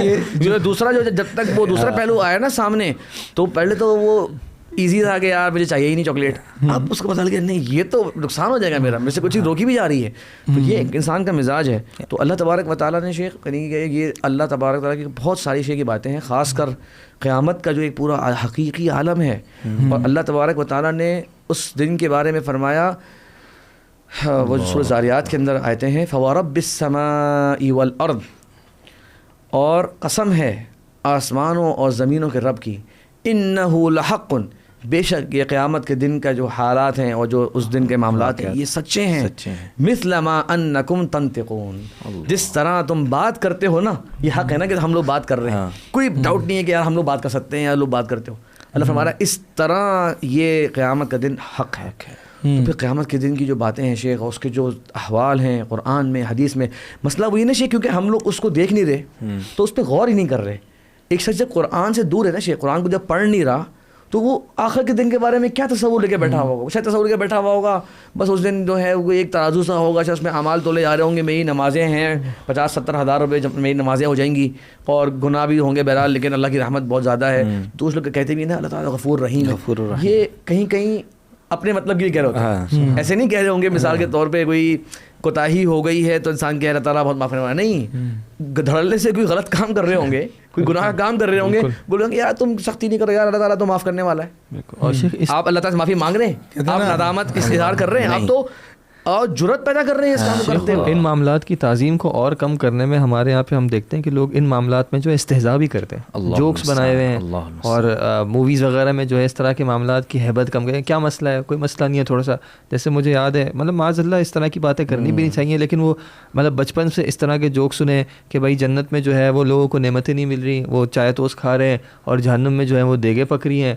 وجہ کیا ہے کہ جہنم میں تو تعداد اتنی ہے, تمہارے جنت کے ایک بندے کے لیے کیا, مطلب یہ جو معاملات ہیں جس میں اللہ تعالیٰ نے ہمیں جھنجھوڑا ہے واقعتاً اور نعمت کی طرف رغبت دلائی ہے, ہمارا معاملہ الٹا ہو گیا ہے کہ ان چیزوں کو بس کہہ دیا کہ دیکھ لیں گے ہم. جس طرح وہ آتا ہے نا کہ جب جیسا آپ نے جو ذکر کیا تھا کہ فرشتوں کے بارے میں, تو غالباً قریش کے نبی صلی اللہ علیہ وسلم کے زمانے میں بھی کہ اس نے کہا کہ بھائی ان میں سے 7 کو تو میں اکیلا دیکھ لوں گا, ایک کو باقی تم سنبھال لینا. تو ہمارا الٹا معاملہ ہو گیا ہے کہ بجائے اس کے, اب جیسے ہم اللہ کی ذات کی بات کر رہے ہیں تو بچوں میں بھی ہم دیکھتے ہیں کہ والدین جو ہیں وہ اللہ تعالیٰ سے بچوں کو صرف ڈراتے رہتے ہیں کہ دیکھو اللہ بابا آ جائے گا, یہ کر لو گے تو یہ ہو جائے گا. جیسے اللہ کی ذات معاذ اللہ کوئی صرف یہی کہ اس سے ڈرتے ہی رہنا ہے, اور جہاں محبت کی گفٹ دینے کی تحفے وہ پیرنٹس اپنے ساتھ لگانا چاہتے ہیں. تو یہ کہ اللہ کی ذات کو جو صحیح طریقے سے نہ سمجھنا, بلکہ الٹا یہ کہ اس کی تعظیم کو کم کرنا. جیسے شیخ نے بھی ذکر کیا کہ بھائی اس سے جو اتنا غیر تکلف آنے والے معاملات ہیں, ہم قرآن میں دیکھتے ہیں کہ اللہ تعالیٰ انبیاء نے جو ہے ہمیں اللہ کی ذات کے بارے میں ایک ادب سکھایا, جو ہم نے پچھلی بار میں ایک ذکر کیا تھا کہ ابراہیم علیہ السلام نے کیا کہا, وَإِذَا مَرِضْتُ فَهُوَ يَشْفِينِ, جب میں بیمار ہوتا ہوں تو وہ مجھے شفا دیتا ہے. تو یہ جب تک انسان کو تعارف میں جو ہے وہ کلیئرٹی نہیں ہوگی اور وہ صفات کا بیلنس نہیں ہوگا, کیونکہ جیسے آپ نے ذکر کیا کہ جو بیلنس کرنے کی بات ہے, کچھ انسانوں کی نفسیات اس طرح کی ہوتی ہے کہ وہ ایک چیز کی طرف زیادہ راغب ہوتے ہیں. اب جیسے ایک معاملہ ہے OCD کا کہ بھائی کچھ لوگوں کو جو ہے نا وہ وسوسہ آتا رہتا ہے کہ بھائی یہ چیز خراب ہو گئی, اور اسی طرح کہ بھائی میں گناہ میں ملوث ہو گیا اور میری معافی نہیں ہے. تو اللہ تعالیٰ نے اس کو ساتھ بیلنس کر دیا کہ بھائی صرف خوف کا پہلو لے کے نہ چلو, یہ عبادی یعنی الغفور الرحیم, لیکن ساتھ ساتھ اتنا غفور کی طرف بھی نہیں چلے جانا. جیسے آپ نے ذکر کیا جو کر رہے ہیں کہ بھائی اللہ تو معاف کرے گا, تو ساتھ بتا دیا عذابی هو العذاب العلیم. یہ جو اللہ کی معرفت میں آپ جو بات کر رہے ہیں کہ اللہ کی معرفت میں جتنے لوگوں نے اختلاف کیا اور غلط تصورات قائم کیے ہیں, یہ جو اختلافات کی ایک وجہ ہے نا, ونسوا حظ ما ذکروا به, حظ ما ذکروا به. تو اختلافات کی وجہ بتائیے کہ انہیں جو بتایا گیا ان میں سے ایک حصے کو انہوں نے بھلا دیا, ہر بندے نے اپنے مزاج کے مطابق ایک حصہ لے لیا اور اس سے اللہ تعالیٰ کو پہچانا, اس لیے اختلافات ہوئے. اب دیکھیں ہمارے ہاں جتنے فرقے ہیں, اللہ تعالیٰ کا الگ الگ تصور سب نے قائم کیا ہے, کیونکہ انہوں نے ہر فرقے نے ایک حصہ بھلا دیا جس کا انہیں نصیحت کی گئی تھی. مثال کے طور پر خوارج ہیں, خوارج نے جو ہے وہ اللہ تعالیٰ کے خوف کو پہلو کو لے لیا, اللہ تعالیٰ کی محبت امید سارے پہلو کو بھلا دیا. ٹھیک ہے, مرجئہ ہیں, انہوں نے جو ہے الٹ کیا, ٹھیک ہے, کہ اللہ تعالیٰ کے وعدے اور جنت اور اس محبت کے پہلو کو لے لیا اور تمام پہلو کو جو ہے وہ بھلا دیا. ایک سوال تھا, دونوں چیزوں کو مطلب جمع کرنا جو ہے یہ اہل سنت کا تخصص ہے یا اہل سنت کا خاصہ ہے, یہ بڑا سطحیت. یہ بیلنس ٹرائی کرنا شیخ, ویسے اہل سنت ہمارے لیے بھی ایک بیلنس ٹرائی کرنا, کہ جیسے کہ عمر بن خطاب رضی اللہ تعالیٰ عنہ فرمایا کرتے تھے نا کہ اگر کل کو قیامت والے دن یہ اعلان ہو جائے کہ سب کے سب جہنم میں جائیں گے, ایک جنت میں جائے گا, تو امید مجھے یہ ہوگی کہ میں ہوں گا جو جنتی, اور اگر سب کے سب جنت میں جائیں گے اور ایک جہنم میں جائے گا تو یہ خوف ہوگا کہ جہنم میں ہوں گا.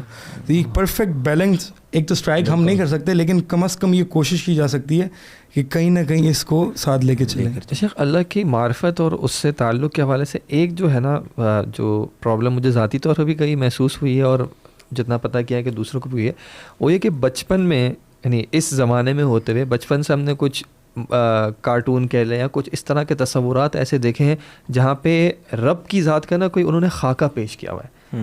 اب ہوتا کیا ہے کہ جب بھی کوئی بات کرتا ہے رب کے حوالے سے تو کہیں نہ کہیں ذہن میں وہ ایک خاکہ آ جاتا ہے. اب مثال کے طور پہ جیسے یہ جو گریک گاڈس کے حوالے سے کہ وہ ان کے یہاں کے اس طرح کے ہوتے تھے, تو وہ کہیں بادلوں میں ہونے والی ذات, ایسی ذات, روشنی اور اس طرح کے معاملات. تو اب جن لوگوں کو اس طرح کی کیفیت محسوس ہوتی ہے کہ جب بھی ہم رب کے بارے میں سوچتے ہیں, اللہ کے بارے میں سوچتے ہیں, تو اس طرح کے تصورات ہمارے ذہن میں آتے ہیں, تو ایسا شخص کیا اپروچ اختیار کرے؟ ٹھیک ہے, اس میں تو یقیناً ہم اس کو یہی کہیں گے کہ سب سے پہلے تو اس کے اندر یہ سمجھ لے کہ یہ شیطان کی طرف سے وسوسہ ہی ہے جو اس کے ذہن میں اس طرح کا تصور آ رہا ہے. اور سبحان اللہ عما یصفون, سبحان اللہ کا مطلب ہوتا ہے کہ اللہ تبارک و تعالی ہر قسم کے عیب سے پاک ہے. تو یہ جو چیزیں ہیں جو آپ کے ذہن میں ایک محدود سا تصور آ رہا ہے, یہ اس میں بہت سا نقص ہے, اس میں بہت سی کوتاہیاں ہیں, اور اللہ تبارک و تعالیٰ کے لیے صرف اور صرف کمالات ہیں. اور اللہ تبارک و تعالیٰ کو جیسے کہتے ہیں نا, اللہ تعالیٰ نے جتنا اپنا تعارف کرایا ہے ہم اسی کی روشنی میں اللہ تعالیٰ کو پہچانتے ہیں, اور اس کے اندر اللہ تعالیٰ کو جو ہے نا کوئی خاکہ ہم اور آپ بنا ہی نہیں سکتے. یعنی لیکن یہ بہرحال سے ذہن میں رہے کہ اللہ تبارک و تعالیٰ کی ذات ہے اور حقیقی ذات ہے اور اس کا وجود ہے, اور اللہ تبارک و تعالیٰ کی کچھ صفات معنویہ ہیں اور کچھ صفات فعلیہ ہیں. مطلب کچھ صفات ایسی ہیں جیسے کہ ہم کہتے ہیں اللہ تعالیٰ کا علم ہونا, اللہ تبارک و تعالیٰ کا جاننا, اللہ تبارک و تعالیٰ کا رحم فرمانا, یہ اللہ تعالیٰ کی معنوی صفات ہیں. اور کچھ ایسی صفات ہیں جن کا تعلق اس سے ہے کہ وہ اللہ تبارک و تعالیٰ جب چاہتا ہے اس موقع پر کرتا ہے. مطلب اللہ تبارک و تعالیٰ دیکھ تو ہر وقت رہا ہے, سن تو ہر وقت رہا ہے, لیکن اللہ تبارک و تعالیٰ نازل بھی ہوتا ہے. اللہ تبارک و تعالیٰ کی کچھ صفات ذاتیہ ہیں, مطلب یہ ہے کہ اللہ تعالیٰ کے ہاتھ بھی ہیں, اللہ تعالیٰ کے پاؤں بھی ہیں, اللہ تعالیٰ کا قدم ہے, اور اللہ تبارک و تعالیٰ نے اپنا آنکھوں کا تعارف کرایا. تو یہ سب بھی ساتھ میں رکھے, لیکن چونکہ ہمیں ان کی کیفیات نہیں معلوم تو ہم کسی بھی بڑی سی چیز کی بھی جو ہے وہ کیفیت کو اگر غور کرنا شروع کر دیں گے تو یہ تعظیم کے منافی ہو جائے گا. لیکن اس کا مطلب کیا تھا, یہ اہم بات ہے شیخ. یہ جو صفات کا تعارف کرایا گیا ہمیں, یہ کیوں کرایا گیا؟ تاکہ ان کے جو اثرات ہیں وہ ہم تک پہنچیں. کیا مطلب ہے؟ اب خالی یہ بتا دینا اللہ تبارک و تعالیٰ جو ہے وہ سمیع البصیر ہے, سنتا بھی ہے اور دیکھتا بھی ہے. صحیح نہیں بھائی, آپ کی کوئی پریشانی اور مشکل ہے نا, السمیع البصیر, ہر چیز سن رہا ہے آپ کی پریشانی, اور جبکہ دل میں جو اضطراب اور آپ جو گھبرا رہے ہیں اس کو وہ سن بھی رہا ہے, اور وہ آپ کے حالت کو آپ کو دیکھ بھی رہا ہے. آپ کو اس کا یقین ہونا چاہیے تھا. آپ کو اس چیز کا یقین ہوگا تو ان صفات کے ساتھ آپ اللہ کی عبادت کریں گے, آپ اللہ تعالیٰ کی بندگی کریں گے ان صفات کے ذریعے. یعنی آپ کو یہ بندے کو اگر پکا یقین ہو کہ اللہ تبارک و تعالیٰ علیم بذات الصدور ہے, دلوں کے اندر بھی جو کچھ ہے خیالات کا علم اس کو سب کچھ جانتا ہے, تو وہ پھر برے خیالات رکھے گا بھی نہیں. وہ کسی کے بارے میں برا سوچتے ہی آدھے گھنٹے پلاننگ کر رہا ہوگا کسی کے بارے میں, تو اس کے دل میں ایک خوف آ جائے گا کہ نہیں میں نہیں کر سکتا. کیوں؟ اللہ تبارک و تعالیٰ یہ جو میں غلط چیزیں سوچ رہا ہوں, پلاننگ کر رہا ہوں اس کو نقصان پہنچانے کی, اللہ تعالیٰ اس کو جانتا ہے. تو اس موقع پر پھر اس کا تعبد جو ہے نا وہ آئے گا. تو مجھ سے کہنا یہ شک کہ اللہ تعالیٰ کی صفات کے اندر جو ہے دو ایک کچھ ایکسٹریم ہو جاتی ہیں, میں نے نوٹ جو کیا. ایک تو وہ ہے جس طرح میں نے کہا نا کہ نعوذ باللہ اللہ تعالیٰ کا ایسا تصور دینے کی کوشش کریں گے کہ بھائی اللہ تعالیٰ جو ہے نا وہ ایک قدرت کا نام ہے, اور اللہ تبارک و تعالیٰ نے قدرت مراد یہ کہ ایک ایبسٹریکٹ بینگ ہے اللہ تعالیٰ. ہاں بالکل, وہ کہتے ہیں اللہ تعالیٰ تو ہر جگہ ہے, تو بول دیں گے اچھا اللہ تعالیٰ تو مومن کے دل میں ہوتا ہے. یہ سب اللہ تعالیٰ کے تعظیم کے منافی جملے ہیں. اور بہت سارے, بلکہ انسان جو ہے نا کبھی کبھار اسلام سے خارج تک ہو سکتا ہے اگر بہت زیادہ سوچ سمجھ کے جملے کہہ رہا ہو, اور قرآن و حدیث کے نصوص بھی سامنے ہوں, ان کو چھوڑتے ہوئے کہہ رہا ہو. غلطی سے بے خیالی میں کہنے والے کے بارے میں ظاہر ہے اور بات ہوتی ہے, لیکن انسان کو ڈرنا چاہیے اس قسم کے جملے کہنے سے, اس قسم کے جملے کہنے ڈرنا چاہیے, کیونکہ یہ اللہ تعالیٰ کی تعظیم نہیں ہے. تو یہ میں کہنا چاہتا تھا کہ کبھی کبھار اس طرح کے جملے بھی ہمارے یہاں آ گئے. اور پھر دوسرا شیخ, کچھ ہم صفات کا جب اس بات کی طرف آتے ہیں تو ہم صرف اسی پہ فوکس کرتے رہتے ہیں کہ یہ حقیقی صفت ہے اللہ تعالیٰ کی شان شان اور ہم اس پر ایمان لے کر آتے ہیں. اچھا بھائی ایمان لے کر آتے ہیں کا مطلب دو ہوتے ہیں. ایک یہ کہ جس طرح اللہ نے بتایا اس طرح تسلیم کرتے ہیں. دوسرا اللہ تبارک و تعالیٰ کا تعبد کرتے ہیں ان صفات کے ذریعے. تعبد کا تھوڑا سا یہ ہے کہ وہی جیسے میں نے ابھی تھوڑی سی مثال بھی دی, بات وہ مزید کھل گئی کہ اب میں کہہ رہا ہوں کہ ان کے تقاضوں پر عمل کرتے ہیں. ہاں ان کے تقاضوں پر عمل کرنے والے ہیں. ان کے اب اللہ تبارک و تعالیٰ کی جو ہے وہ آنکھ ہے, اللہ تعالیٰ جو دیکھتا ہے. اس کا مطلب کیا ہوا کہ میں ڈروں کہ بھائی میں جو غلط کا کام کر رہا ہوں, میں ایسا بیٹھا ہوا ہوں کہ مجھے تو کسی کی آنکھ نہیں دیکھ رہی, رب تبارک و تعالیٰ کی آنکھ نے مجھے دیکھ لیا, فرشتوں نے بھی دیکھ لیا اور نوٹ کر لیا. تو اللہ تعالیٰ جو ہے وہ میرے احوال پر پوری طرح مطلع ہے, اس وقت مجھے دیکھ رہا ہے. نبی علیہ الصلوۃ والسلام کی حدیث ہے نا کہ ابن آدم نے اللہ رب العزت کو بہت ہلکا جان لیا ہے, اور وہ بندوں سے اپنے گناہوں کو چھپا لیتا ہے, اور جب اکیلا ہوتا ہے, تنہائی میں ہوتا ہے, تو اللہ رب العزت کے سامنے جو ہے وہ گناہ کرتا ہے. اللہ تعالیٰ کی اللہ تعالیٰ کی حیا دیکھیں شیخ, یہ جملہ ہے کہ بندہ جب اللہ تعالیٰ کے لیے ہاتھ اٹھاتا ہے, ہاں ان اللہ یستحی من ان یرد یدیہ صفرا, اللہ تبارک و تعالیٰ کو حیا آتی ہے کہ اس کے اپنے بندوں کے ہاتھ اٹھے میں کچھ مانگنے کے لیے رب کے سامنے, اور وہ بغیر ان کو کچھ دیے جو ہے وہ ان کو ہاتھ اٹھ جائے. تو اب جب یہ میں بات پڑھتا ہوں اللہ تعالیٰ کو حیا آتی ہے, تو میرے دل میں یہ حیا کا مطلب تو وہی ہے کہ اللہ تبارک و تعالیٰ ایسا نہیں فرمائے گا, اللہ تعالیٰ کچھ نہ کچھ دے دے گا. تو ان صفات کے ذریعے شیخ اللہ تعالیٰ کی محبت کی صفات بھی ہیں. یعنی آپ یہ کہہ رہے ہیں کہ ان صفات کو ہم اپنی عبادت میں بطور ٹول یوز کر سکتے ہیں, کرنا چاہیے, ہیلپنگ جو ہے وہ پرسپیکٹو میں لے سکتے ہیں کہ کسی طرح ہم ان صفات کے ذریعے اپنی عبادت کو اور مزید خوبصورت بنا لیں, اور اپنی زندگی میں اگر کوئی ایسا معاشی والا جو نظریہ ہے اس کو چھوڑنے میں بھی ان جو ہے اللہ رب العزت کی صفات ان سے جو ہے وہ مدد لے سکتے ہیں. یہ جو حدیث ہے نا آپ کی, نبی علیہ السلام فرمایا کہ 99 اللہ تعالیٰ کے نام ہے, من احصاها, کہ یہ جو احصاء جو ہے یہ اہل علم فرماتے ہیں کہ یہ شمار کرنا یہی ہے کہ اس کے تقاضوں پر عمل کرنا. صرف یاد, بہت سے لوگ کہتے ہیں کہ یہ 99 نام یاد کریں گے تو جنت میں داخل ہو جائیں گے. قلباً و عملاً, احصاء کا معنی یہی ہے نا کہ انسان دل میں بھی اس کو یاد بھی کر لے, اور زندگی بھی اس جو ہے اس کے تقاضوں کے مطابق گزارے.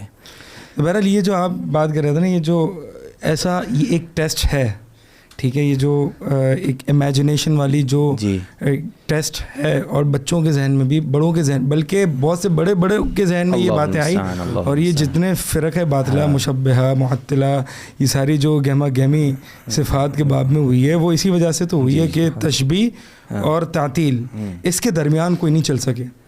ٹھیک ہے, یا تعطیل مطلب یہ کہ اللہ تعالیٰ کی صفات کا انکار کر دینا, اور ایک طرف تشبیہ ہے کہ اللہ تعالیٰ کو جو ہے وہ مخلوق کے مشابہ قرار دے دینا. ٹھیک ہے, تو اللہ تعالیٰ نے اس بیلنس کو قائم رکھ کے یہ آیت جو فرمائی ہے کہ لیس کمثلہ شیء, کہ آپ نے ایک طرف تو ہے جو وہ مشبہ یعنی شبہ مشابہت نہیں کرنی, اور ایک طرف اللہ تعالیٰ نے اپنے ناموں کا اثبات کیا. یعنی ایک بہت یعنی دقیق سا کہہ لیں کہ کوئی لائن ہے جس پر چلتے ہوئے اللہ رب العزت کی صفات کو جو ہے وہ دقیق نہ گئی, یہ سمپل ہے, اس کو سمپل اور فطری معنوں میں رکھیں. صحیح, صحابہ یہ سنتے تھے, سمیع ہے, بصیر, اللہ تعالیٰ سنتا ہے, اللہ تعالیٰ دیکھتا ہے. ایک صحابی ہیں جو اعراب میں سے تھے, ہاں صحیح, تو ہمارے یہاں کبھی کبھار یہ بھی میں ایک ویسے ایک تھوڑا سا ایک ذہن میں آیا ایک تربیتی پوائنٹ, تو میں نے کچھ بشائر سے سنا کہتے ہوئے, جیسے ہم کہتے ہیں نا کہ ایک عربی آیا, ایک بدو آیا, اردو میں ہمارے یہاں جملہ یہ جملہ کہتے ہیں, ایک بدو آیا, عربی آیا. تو یہ نا اس جملے میں احتیاط نہیں ہے, کیونکہ یہ جو ایمان والے صحابی تھے جو ایک دیہات سے آئے تھے, ان کا نام بہت زیادہ احترام اور پورے تعظیم کے ساتھ دینا چاہیے تھا بالکل. لیکن اعرابی ان کا ترجمہ ہمارے یہاں فوراً سے ایسے کرے کہ ایک بدو آیا اللہ رسول کے پاس, جیسے لگتا ہے کہ جیسے کہ نعوذ باللہ کوئی کمزور سا انسان تھا, میں شخص اچھا ہوں, نعوذ باللہ بولنے والا جیسے بتایا ہوتا ہے نا کہ میں تو بڑا شہری ہوں. بتانے کا مقصد خالی یہ تھا کہ وہ مدینہ کے رہائشی نہیں تھے, وہ مدینہ کے علاوہ جو آس پاس کے علاقے تھے, چھوٹے چھوٹے گاؤں دیہات ہوا کرتے تھے, وہاں سے تشریف لائے تھے. خالی بتانے کا مقصد یہ تھا. خیر یہ تو ایک ویسے بات آ گئی, نہیں یہ بہت اچھا نکتہ ہے, ہم سے یہ غلطی کبھی کبھار ترجمے میں بالکل حقیقت. اچھا اب وہ شیخ انہوں نے آگے سوال کیا, اللہ کے نبی صلی اللہ علیہ وسلم اس موقع پر حدیث بیان فرما رہے تھے کہ یضحک اللہ من رجلین یقتل احدہم الآخر, کہ اللہ تبارک و تعالی ہنستا ہے ان دو بندوں پر جو ایک دوسرے کو قتل کرتے ہیں اور پھر دونوں کی مغفرت ہو جاتی ہے. یعنی کہ ایک تو مقتول ہو گیا تو اس کی مغفرت کر دی گئی مظلوم ہونے کی وجہ سے, اور جو قاتل تھا بعد میں وہ اللہ تعالیٰ سے توبہ کر لیتا ہے اور اس کی بھی مغفرت ہو جاتی ہے. اچھا اب سوچیں آپ, جس طرح آپ نے کہا نا کہ یہ بہت سمپل ہے, کس طرح سمپل ہے. اب وہ صحابی رسول فرماتے ہیں یا رسول اللہ اس موقع پر دیکھیں ان کے سامنے کیا آیا, او یضحک ربنا, اے اللہ کے نبی صلی اللہ علیہ وسلم کیا ہمارا رب ہنستا بھی ہے؟ مطلب تعجب ایسا ہے کہ رب ہنستا ہے. ہاں یہ معنی پر تعجب نہیں ہوا, معنی بھی نہیں, ظاہر ہے کہ یہ جو صفت جس کے ساتھ متصف ہے کہ اللہ تعالیٰ ہنستا ہے, اس پر تعجب ہوا. بالکل.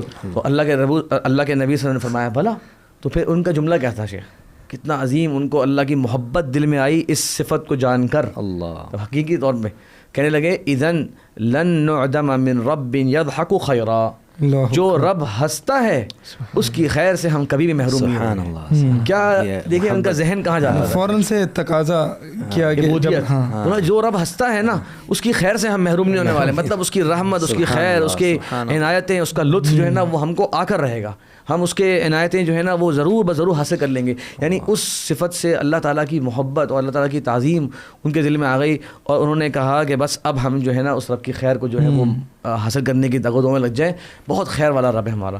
تو شیخ یہ باتیں یہ علماء کیوں کہتے ہیں, یہ حدیث بیان کرتے ہیں بتانے کے لیے کہ صحابہ کرام جو تھے وہ ان صفات کو ان کے اصل مطلب بھی سمجھتے تھے, جو عربی زبان میں ان کا مطلب ہوتا ہے اسی میں سمجھتے تھے, اور ان مطلب میں کہیں بھی کوئی نقص کا پہلو نہیں ہے. کیوں؟ کیونکہ ہر ذات کے لیے صفت جو ہوتی ہے وہ اس کے شایان شان ہوتی ہے. چونٹی کی آنکھیں وہ اس کے مطابق ہیں, ہاتھی کی آنکھیں وہ اس کے مطابق ہیں, انسان کی آنکھیں وہ اس کے مطابق ہیں, جو اس ذات میں کوالٹی ہے اس کی وہ اس طرح کے مطابق ہے. اللہ تبارک و تعالیٰ کے لیے یہ جو صفات ہیں یہ اس کے شایان شان ہیں, ان کی کیفیت کوئی بھی ہم میں سے نہیں جانتا, کوئی بھی انسان جو ہے وہ نہیں جانتا. معنی ان کا وہی ہے تاکہ آپ کے اندر اس کی وجہ سے تعظیم بھی آئے, محبت بھی آئے اور خوف بھی آئے, تاکہ صفات حقیقی صفات ہیں. ایک شیخ ضمنی سوال آ رہا ہے, اگر اس کی وضاحت آپ کرنا چاہیں تو, کہ ہم عمومی اللہ رب العزت کے بارے میں جب تذکرہ کرتے ہیں تو ہمارا جو ہے نا جو انداز ہوتا ہے وہ بلندی کی طرف رہتا ہے. اس کی کوئی خاص وجہ ہے کہ کیوں ایسا, یعنی بلندی اللہ رب العزت کے لیے جو ہے ثابت ہے, اور ذات کے اعتبار سے, یا یہ جو ایک نظریہ پایا جاتا ہے کہ اللہ رب العزت ہر جگہ حاضر اور ناظر ہے, موجود ہے, یہ اس کا لوگوں کے اعتبار سے تو بات یہ اچھی آ جائے گی, کیونکہ واقعی کچھ لوگوں کے ذہن میں یہ بات ہوتی ہے جی کہ ان کو بیچاروں کو لگتا ہے کہ وہ اس پہ اللہ تبارک و تعالیٰ کی تعظیم بیان کر رہے ہیں. جی کہتے ہیں اللہ تعالیٰ تو ہر جگہ ہے. اچھا, وہ شاید کچھ لوگ کبھی کبھار کیا چاہتے ہیں, شاید کہنا چاہتے ہیں کہ بھائی اللہ تعالیٰ تو ہر چیز سن بھی رہا ہے اور دیکھ بھی رہا ہے. کہ ہم ان کی جسے کہتے ہیں نا ایک اصلاح کریں گے, ہم انہیں بولیں گے آپ یوں کہیں اللہ تبارک و تعالی ہر شے کو سن رہا ہے اور دیکھ رہا ہے, یہ بول دیا کریں. ہر جگہ ہے کو نہ بولا, کیونکہ جگہ جو ہے وہ ایک مکان ہے. ٹھیک. اور اگر کوئی مکان کا یہ معنی لے لیا جائے کہ کوئی نہ کوئی جہت, تو وہ صرف اور صرف اللہ تبارک و تعالیٰ کے لیے ڈائریکشن جو ہے وہ اونچی ڈائریکشن ثابت ہے. سبحان ربی الاعلیٰ, آپ سب سجدے میں پڑھتے ہیں سبحان ربی الاعلیٰ, پاک ہے وہ رب جو کہ اونچا رب ہے. اور اللہ کے نبی صلی اللہ علیہ وسلم نے خود بھی بہت سی احادیث کے اندر آتا ہے, آپ صلی اللہ علیہ وسلم نے خود بھی جو اشارہ فرمایا, حجۃ الوداع کی حدیث ہے, صحیح بخاری کے اندر ہے, کہ جب اللہ کے نبی صلی اللہ علیہ وسلم نے فرمایا کہ ہاں وانتم سائلون عنی فما انتم قائلون, تم سے اللہ تعالیٰ میرے بارے میں پوچھے گا تم کیا کہو گے میرے بارے میں, تو سب نے کہا کہ رسول اللہ ہم کہیں گے کہ آپ نے دین کی تبلیغ کر دی اور آپ نے امت کو نصیحت فرما دی. تو آپ نے فرمایا اللہم اشہد اللہم اشہد اللہم اشہد, 3 مرتبہ جو ہے آپ نے انگلی کو اوپر کیا اور نیچے سے اشارہ کیا کہ اللہ تو گواہ رہنا, اللہ تو گواہ رہنا. اور بھی حدیث ہے. تو اس لیے اللہ تبارک و تعالیٰ کے لیے ہمیشہ جب بات کریں کہ اللہ تعالیٰ کی ذات کہاں ہے, تو تمام امت مسلمہ کے صلحاء, اتقیاء, نیک و صالحین اور قرآن اور حدیث کے نصوص یہی ہیں کہ اللہ تبارک و تعالیٰ اپنے عرش پر مستوی ہے اور اللہ تبارک و تعالیٰ اونچائی پر ہے. یہ ہاں اس تبارک کی عظمت دیکھیں کہ وہ اونچائی پر رہتے ہوئے بھی اپنے بندوں سے قریب ہے, اپنے بندوں کی سرگوشیں بھی سنتا ہے اور اپنے بندوں کے دلوں کے احوال کو بھی جانتا ہے, وہ اپنی بلندی پر رہتے ہوئے, یہ اس کی عظمت ہے. تو ہاں واقعی ہر چیز سن رہا ہے, دیکھ رہا ہے, وہ الگ ہے. تو اس لیے یہ جملہ نہیں بولنا چاہیے جس طرح آپ نے کہا کہ ہمارے کچھ لوگ بول دیتے ہیں اللہ تعالیٰ ہر جگہ موجود ہے. یہ بعض لوگ یہ کہتے ہیں کہ اللہ تعالیٰ, یہ دراصل سوال میرے ذہن میں کیوں آیا کہ یہ اللہ کی معرفت کا ہی ایک انداز ہے نا, کہ اللہ کے بارے میں یہ علم ہو کہ اللہ کہاں ہے. بہت اہم ہے. ایک بار کتاب التوحید کا درس تھا ہمارا گاؤں میں ہی اپنے, تو وہاں ہم نے یہ سوال کیا تھا مجمع میں کہ بھئی کوئی اس کے حوالے سے روشنی ڈالنا چاہے کہ اللہ کہاں ہے. تو اکثریت کا جواب اسی طرح کی باتیں تھیں کہ اللہ تعالیٰ تو ہر جگہ ہے, حاضر و ناظر ہے. کسی نے کہا اللہ تعالیٰ میرے دل میں ہے, اور کسی نے کہا کہ اللہ تعالیٰ ایک تصور ہے. تو یہ جو اس طرح کے نظریات اللہ کے بارے میں، اللہ کے وجود کے بارے میں، اور اس سوال کی اہمیت کیا ہے وہ آپ سب جانتے ہیں کہ نبی علیہ الصلوۃ والسلام نے ایک جو لونڈی تھی اس کے ایمان کو جب پرکھنا چاہا کہ اس کے ایمان کی کیا علامت ہے، تو یہی سوال کیا تھا کہ این اللہ، اللہ کہاں ہے؟ تو اس نے اشارے سے جواب دیا، بول نہیں سکتی تھی غالباً. تو یہ سوال کی اہمیت، اور پھر اس سوال اور جس کے الفاظ اس طرح اللہ فی السماء، باقاعدہ اس نے یہ جواب بھی دیا، اللہ یا اشارے سے دیا یا اس طرح، لیکن اس کا یہ الفاظ صحیح مسلم میں ہیں کہ اللہ تبارک و تعالیٰ آسمانوں پر ہے. اس کا ترجمہ یاد رکھیے گا، ویسے بھی فائدے کی بات ہے، کچھ حضرات کے ترجمہ کرتے ہیں اللہ تعالیٰ آسمانوں میں ہے، یہ ترجمہ نہیں ہے اس کا، فی بمعنی علی ہے یہاں پر، اور یہ قرآن کے اندر اور بھی مقامات کے اوپر جو ہے وہ استعمال ہوا ہے. جیسے فرعون نے کہا تھا لأصلبنکم فی جذوع النخل، میں تمہیں جو ہے وہ درخت کے کھجور کے درختوں میں نہیں لٹکا دوں گا، درختوں پر لٹکا دوں گا. جو یہ سما کا بمعنی سمو، بلندی بھی اس طرح بھی ترجمہ کرتے ہیں کہ بلندی میں ہے.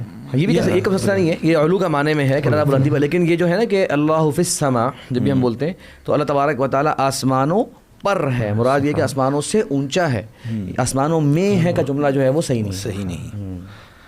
میرے لیے اللہ تعالیٰ کی معرفت کے حوالے سے کافی کچھ باتیں ہوئیں. میں چاہوں گا کہ اب جو ہے وہ ایک اور سمت دیکھی جائے اللہ تعالیٰ کی معرفت، اور وہ یہ کہ اللہ تعالیٰ کی جو معرفت ہے، بنیادی معرفت، وہ توحید ہے، توحید الوہیت. اسی لیے جب نبی علیہ الصلوۃ والسلام نے معاذ بن جبل رضی اللہ تعالیٰ عنہ کو یمن کی طرف بھیجا تو ان سے کہا کہ تم اہل کتاب کی طرف جا رہے ہو، اور سب سے پہلی چیز جو تم نے ان کو دعوت دینی ہے وہ لا الہ الا اللہ ہے. اور دیگر روایت میں الفاظ آتے ہیں فَإِذَا عَرَفُوا اللَّهَ، ٹھیک ہے، کہ جب وہ اللہ کو پہچان لے، یعنی کس کے ذریعے؟ لا الہ الا اللہ کے ذریعے. تو یہ توحید الوہیت یعنی جو لا الہ الا اللہ ہے کہ اللہ کے علاوہ کوئی معبود برحق نہیں ہے، عبادت کا لائق صرف جو ہے وہ اللہ ہی ہے، یہ توحید الوہیت ہے. اسی کے لیے انبیاء علیہ السلام کو بھیجا گیا، کتابیں نازل کی گئیں، اسی کی بنیاد پر جو ہے وہ کفار مکہ اور نبی علیہ الصلوۃ والسلام میں مار کھا رہی. تو یہ لا الہ الا اللہ جو ہے وہ سب سے اعلیٰ اور عظیم اور بنیادی معرفت ہے اللہ کی. ٹھیک ہے، بہت سے لوگ اللہ کی معرفت کی بات کر لیتے ہیں کہ اللہ سے محبت، اللہ سے خوف اور یہ ساری باتیں کر لیتے ہیں، لیکن جو کمزوری ہوتی ہے اکثر وہ توحید الوہیت جو کہ سب سے بنیادی معرفت ہے. اور شیخ یہاں پہ ایک بات بتا دوں کہ جس طرح آپ نے فرمایا کہ لا الہ الا اللہ سب سے عظیم کلمہ اور سب سے بڑی اللہ تعالیٰ کی پہچان، وہ یقیناً یہی ہے کہ یہ جان لینا کہ نہیں ہے عبادت کے حقدار مگر اللہ تبارک و تعالیٰ.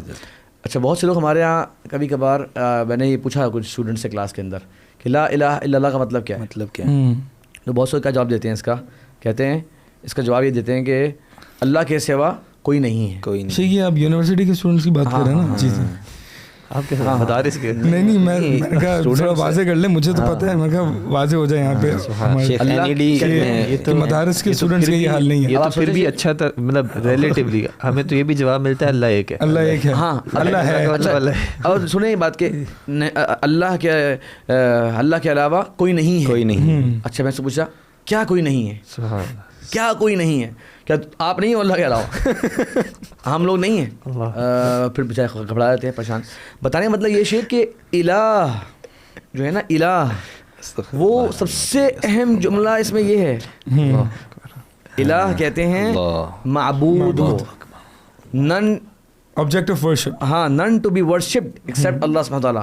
تو اللہ تبارک و تعالیٰ کے علاوہ کوئی سچا معبود نہیں. یہ بولو بھائی، اب یہ بول دو گے نا اللہ تعالیٰ کے علاوہ کوئی خدا نہیں ہے، کچھ لوگ یہی بول دیتے ہیں. اچھا، میں نے مجھ سے سوال کیا، میں نے کہا خدا کا مطلب کیا ہوتا ہے؟ صحیح، اللہ. اچھا، اللہ کا مطلب کیا ہوتا ہے؟ خدا نہیں. خدا کا جو ہے نا ورڈ، کیونکہ ہمارے یہاں اردو میں فارسی سے آیا، تو وہ اللہ تبارک و تعالیٰ کی ترجمہ کوئی کرتا ہی نہیں ہے. شیخ آپ بتا دیں کسی کو، آپ نے پتا ہوگا خدا کا مطلب کیا ہوگا. خدا وہ لوگ بولتے ہیں خدا کا مطلب ہوتا ہے پروردگار. پروردگار مطلب کیا ہوتا ہے؟ خدا.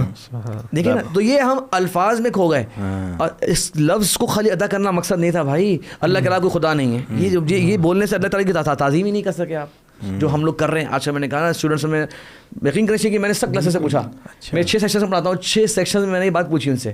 میں نے کہا یہ جملہ صحیح بنا ہی نہیں کہ اللہ تعالیٰ کوئی نہیں ہے. بہت کچھ ہے اللہ تعالیٰ کے علاوہ، اور دوسرا کہ اللہ تعالیٰ کے علاوہ کوئی خدا نہیں ہے. جب تک آپ یہ نہ بولو کہ اللہ تبارک و تعالیٰ کے علاوہ کوئی سچا معبود نہیں ہے، تب تک ترجمہ ہی صحیح نہیں ہوا.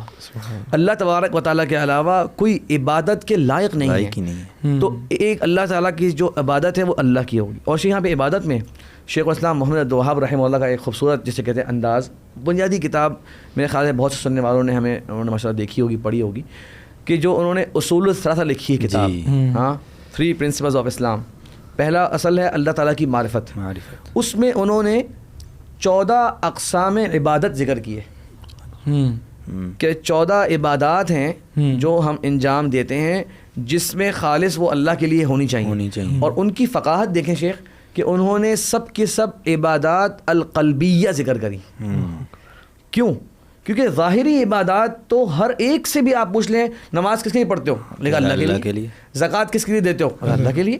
روزہ کس کے لیے رکھتے ہو؟ اللہ کے لیے. حج کرنے کے ساتھ اللہ کے لیے. یہ ظاہری عبادات ہیں. پھر کچھ قلبی عبادات ہیں جیسے کہ الخوف, التوکل, الرغبہ, الرہبہ, سمجھ رہے ہیں, الخشیہ, الانابہ, الاستعانہ, الاستغاثہ. یہ ساری کی ساری جو ہے تقریباً 14 انواع عبادات ہیں, اور یہ تقریباً سب کی سب جو ہیں اس کا تعلق قلب سے.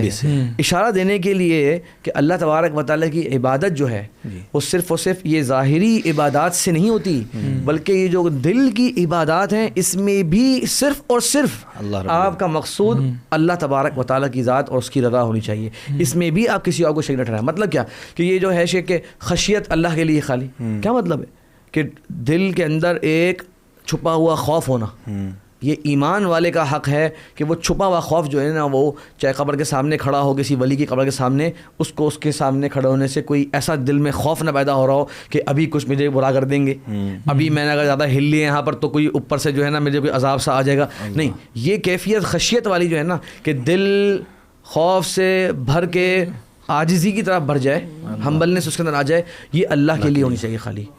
یہ سوچیں یہ اللہ تبارک و تعالیٰ کی عبادت ہے خشیت. تو یہ بتانا چاہتا ہے بہت بیسک سی کتاب ہے وہ, لیکن یہ علماء نے لکھا کہ یہ ان کی فقاہت ہے کہ انہوں نے وہ عبادت کو جب واضح کرنا چاہا تو ان عبادات سے ذکر نہیں کیا جس کے اوپر کوئی اہل اسلام میں اختلاف ہی نہیں رہا. ان عبادات کو مینشن کیا جن کو کبھی لوگ سمجھتے نہیں شاید یہ بھی کوئی عبادت ہے. اب کسی پوچھے اللہ تعالیٰ کی طرف رغبت رکھنا, اللہ تبارک و تعالیٰ سے رہبت, ہاں کیا یہ کبھی یہ عبادت آپ نے انجام دی ہے؟ نہیں. کہ مجھے امید جو ہے, ہاں الرجا, امید جو ہے میرے صرف اللہ تعالیٰ سے ہو. بندہ بولے مجھے اللہ سے امید ہے, کتنے لوگوں سے ملیں گے شیخ ہمیں بولنے والے, یا ہم کتنی بار ہمیں کوئی مسئلہ ہونا بولیں گے یار یہ کام ہو جائے گا, ہم کیا بولتے ہیں یار ہاں بات کر لی بندے سے, ہے نا, ہم نے بات کر لی ہے یار فون کروا دیا ہے, پکا یہ کام ہو جائے گا. بہت کم ہو جائے گا.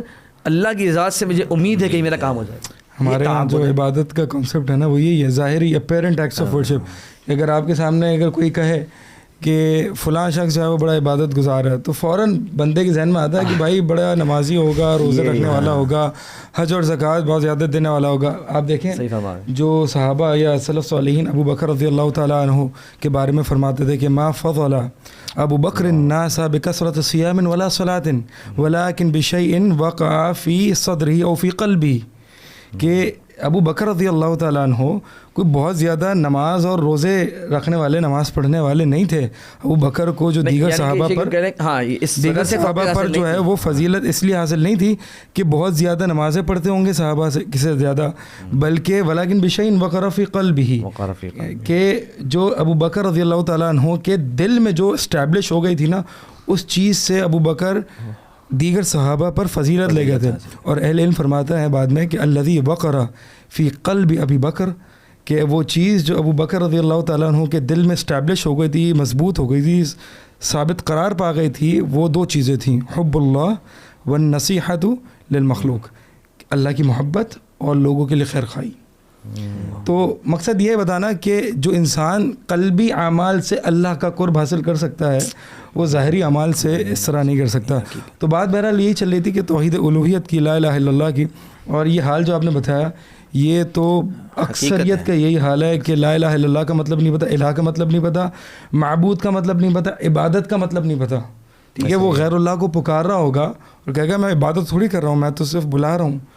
ٹھیک ہے, am just calling upon him, میں تو بلا رہا ہوں, میں عبادت تھوڑی کر رہا ہوں. کہہ دیتے ہیں اپنے آپ کو جسے کہتے ہیں وہ کرنے کے لیے کہ بھائی اللہ تعالیٰ سے ہی جو ہے ہوتا ہے اصل تو, ہم نہیں کہتے کہ انہی سے ہوتا ہے, خالی ہوتا تو اللہ تعالیٰ سے ہی ہے, جب ہوتا ہے اللہ تبارک و تعالیٰ سے ہی ہے تو پھر مانگو بھی تو اللہ تبارک و تعالیٰ سے. یہ جو عجیب بات ہے کہ ہوتا اللہ تعالیٰ سے کہہ رہے ہوتے ہیں, پتہ ہوتا ہے ہمیں, یہ پتہ ہے یہ ہونا تو اللہ تعالیٰ سے ہی ہے اور یہ اللہ تعالیٰ سے ہی ہوتی ہیں سب چیزیں, مانگو اللہ تعالیٰ سے. لیکن وہ بات ہے کہ وہی اللہ تعالیٰ کی اہل علم فرماتے ہیں نا کہ جتنا بھی شرک ہوتا ہے, جو بھی جتنے لوگ شرک کرتے ہیں وہ اللہ سے برا گمان کرتے ہیں. اللہ سے برا گمان تب ہوتا ہے جب اللہ کی معرفت نہیں ہوتی. مثال کے طور پر یہ جو شرک ہے کہ اللہ میری سنتا نہیں ہے اور ان کی جن کو میں پکار رہا ہوں اللہ کے علاوہ ان کی پھیرتا نہیں ہے, ٹھیک ہے, ان کی ٹالتا نہیں ہے, تو یہ اللہ کے بارے میں برا گمان ہے اور یہ اللہ تعالیٰ سے عدم معرفت ہے کہ اللہ تعالیٰ کو تم جانتے نہیں ہو. اذا سألک عبادی انی فانی قریب واذا سألک عبادی انی فانی قریب. جب میرے بندے میرے بارے میں پوچھتے ہیں تو اللہ تعالیٰ اپنی معرفت خود ہی کرا رہا ہے. فانی قریب, میں قریب ہوں, تمہیں یہاں وہاں جانے کی ضرورت نہیں ہے, تمہیں اپنا اتنا لمبا روٹ لینے کی کیا ضرورت ہے جب تم ڈائریکٹ ریلیشن شپ میرے ساتھ تو اللہ کی معرفت جو ہے وہ آپ کو اللہ کی عبادت کی طرف لے کر آتی ہے, خالص اللہ کی عبادت, خالص اللہ کی عبادت. بالکل. اور شاید سورۃ بقرہ کی آیت ہے یا ایھا الناس اعبدوا ربکم الذی خلقکم, کہ رب جب تم نے پہچان لیا ہے تو اب اس کی عبادت تم پر واجب کر دی گئی, اس کے راستے کی پیروی جو ہے وہ تمہارے, میرا خیال یہ کنکلوژن ہونا چاہیے ہمارے. لیکن سب سے پہلا جو علم ہے وہ کیا ہے؟ فَاعْلَمْ أَنَّهُ لَا إِلَٰهَ إِلَّا اللَّهُ. سب سے پہلی معرفت جو ہے وہ توحید الوہیت کی ہے, ٹھیک ہے. تو یہ نہیں یعنی پہلے چلتے چلتے تھوڑا سا یہ ہم اگر آسانی کے لیے لوگوں کی بتا دیں کہ یہ جو توحید الوہیت کا ورڈ ہے یہ ہمارے زیادہ اتنا اردو میں اتنا کامن استعمال ہوتا نہیں ہے, اور ایک جو آپ سنتے ہیں توحید ربوبیت اور پھر توحید اسماء و صفات, بہت سمپل اگر الفاظ میں ہم کہہ دیں اس کو تو توحید الوہیت کا مطلب یہ ہوتا ہے کہ اللہ تبارک و تعالیٰ کو ایک معبود ماننا, کہ نماز, روزہ, حج, زکوٰۃ, اور جس طرح ہم نے ذکر کیا ابھی کہ انابہ, خشیہ, دعا, استغاثہ, استعانہ, توبہ, یہ سب کی سب ایکٹس آف ورشپ جو ہیں یہ صرف اور صرف اللہ تبارک و تعالیٰ کے لیے انجام دی جا سکتی ہیں بس, اس کے ساتھ کوئی شریک نہیں ہے, کسی اور کے لیے ہم عبادت نہیں کر سکتے. اسے کہتے ہیں توحید الوہیت. توحید ربوبیت کا ورڈ بھی ہماری گفتگو میں آج آیا, تو اس کا مطلب یہ ہے کہ یہ تمام کی تمام مخلوقات جو ہیں, یہ تمام کی تمام آسمان اور زمین اور چرند اور پرند اور انسان, ان سب کو پیدا کرنے والا اور ان سب کو رزق دینے والا اور ان سب کو حقیقی طور پہ اون کرنے والا وہ اللہ تبارک و تعالیٰ ہے. تو وہ ان کا خالق ہے, وہ ان کا رازق ہے, اور وہ ان کا مالک ہے, مالک حقیقی. اور تیسری توحید جو ہے وہ علماء بیان کرتے ہیں, اور یہ توحید کے کانسیپٹ کو سمجھنے میں معاون ہے یہ اصل میں یہ 3 ٹائپس, کہ ہم اللہ تبارک و تعالیٰ کو ان 3 اسپیکٹس سے سمجھ سکتے ہیں تاکہ اللہ تعالیٰ کا صحیح تصور لوگوں کے ذہن میں بیٹھے. اور تیسرا یہ ہے کہ اللہ تبارک و تعالیٰ کی جو نام ہے اور اللہ تعالیٰ کی جو صفات ہیں, اللہ تبارک و تعالیٰ کے ہی لائق ہیں. وہ ان ناموں میں اور ان صفات میں رب تبارک و تعالیٰ کا کوئی شریک نہیں ہے, کسی کو اس طرح کی کوالٹیز جو ہیں وہ حاصل نہیں, چاہے وہ کوئی بھی مخلوق ہو جائے. ان صفات میں اللہ تبارک و تعالیٰ اکیلا ہے, اور ان ناموں میں جو گہرائی ہے اور جو ان کا ریئل میننگ ہے اور جو ان کا سب سے زیادہ اونچا حسن ہے وہ صرف اور صرف اللہ تعالیٰ کے لیے. مطلب سنتے تو ہم بھی ہیں, ایک لحاظ سے ہمیں سمیع بول سکتا ہے انسان, لیکن ہر شے کو سننے والا اور ایک سماعت کی اونچا ترین درجہ جو حاصل ہے وہ اللہ تعالیٰ کے لیے ہے. تو بتانے میں سے یہ ہے کہ یہ 3 طریقے سے ہم توحید کو واضح کر سکتے ہیں. اور ایک شیخ جسے کہتے ہیں آپس میں لنک کرنے کے لیے, ایک تینوں چیزوں کو آپس میں لنک کرنے کے لیے بھی اہل علم نے ایک بات اس طرح ذکر کری ہے کہ ایک مسلمان یہ سمجھتا ہے یا ایک ایمان رکھتا ہے کہ جب میرا اور کائنات کا اور تمام اشیاء کا خالق اور مالک اور رازق اللہ تبارک و تعالیٰ ہے, تو عبادت کے لائق بھی صرف اور صرف وہی رب تبارک و تعالیٰ ہے. کسی اور نے ان کو پیدا کر دیا, کلیم ہی نہیں کیا, نہ کوئی کر سکتا ہے کلیم. تو جب اسی نے کیا تو پھر مجھے بھی اس نے پیدا کیا, اس نے حکم دیا کہ میری عبادت کرو, تو صرف اللہ کی بات کی جائے گی, یہ توحید الوہیت ہے. جب اللہ کی آپ عبادت کرتے ہیں تو سوال آئے گا دل میں, ہم کس رب کی عبادت کر رہے ہیں, وہ کون ہے, وہ کیسا ہے, اسی کیا پہچان ہے. تو وہ اللہ تبارک و تعالیٰ نے اپنی پہچان کرانے کے لیے ہمیں اپنے پیارے پیارے نام بتائے اور اپنی خوبصورت اور عظیم صفات بتائیں, ہم ان پر بھی ایمان لاتے ہیں, اور اس سے اللہ تعالیٰ کی معرفت حقیقی طور پر انسان کو غالباً اس سے جو ہے وہ کہنا چاہیے کہ جو خوبصورتی ہے عبادت کی اس میں اضافہ کیا جا سکتا ہے. وہ جو نبی علیہ الصلوۃ والسلام کی حدیث ہے, انا اعلمکم باللہ واخشاکم لہ, کہ اللہ رب العزت کی جو عبادت ہے اس کی معرفت جو ہے اس کے بارے میں زیادہ جانتا ہوں.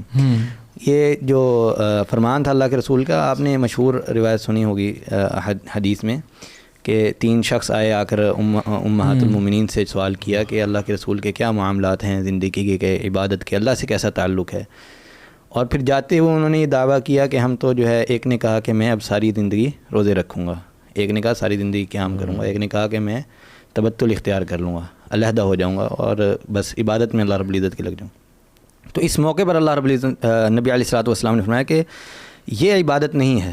عبادت کا اصل حسن یہ ہے کہ اللہ کی معرفت جو ہے، اس کے بارے میں علم، اور پھر اس علم سے جو تقوی انسان بنا سکتا ہے اور اپنے اندر پیدا کر سکتا ہے، وہ اصل آپ کو عبادت کی خوبصورتی کے ساتھ جو ہے وہ حاصل کر سکتا ہے. تو کنکلوژن آپ جانا چاہتے ہیں؟ کنکلوژن میں یہ کہہ رہا تھا کہ ہم جو ہے وہ ایک اور بات ڈسکس کر لیں، اور وہ یہ ہے کنکلوژن سے یعنی یہ بحر لا ساحل له، ایسا سمندر ہے جس کا کوئی ساحل نہیں، دل بھی نہیں وہ اکتاہٹ ہوتی ہے اس میں. وہ تو ہم بس یہ دیکھتے ہیں کہ چلو سننے والے حضرات کے لیے بھی ذرا ہر ایک کی مصروفیات بہرحال ہوتی ہوں گی وغیرہ وغیرہ، ورنہ یہ ٹاپک ایک ایسا ہے کہ اس میں انسان بہت ساری باتیں اور بھی کر سکتا ہے، اور ہر پہلو سے اس کے اندر جو ہے وہ روشنی ڈالنے کی ضرورت بھی ہے. اور ابھی ہم دیکھیں اس پہ ہم نہیں آئے کہ بہت بڑا شیخ ایک ٹاپک ہے، اور وہ ایک پورا ایک الگ جسے کہتے ہیں نا ایک موضوع بن سکتا ہے کہ صحابہ کرام.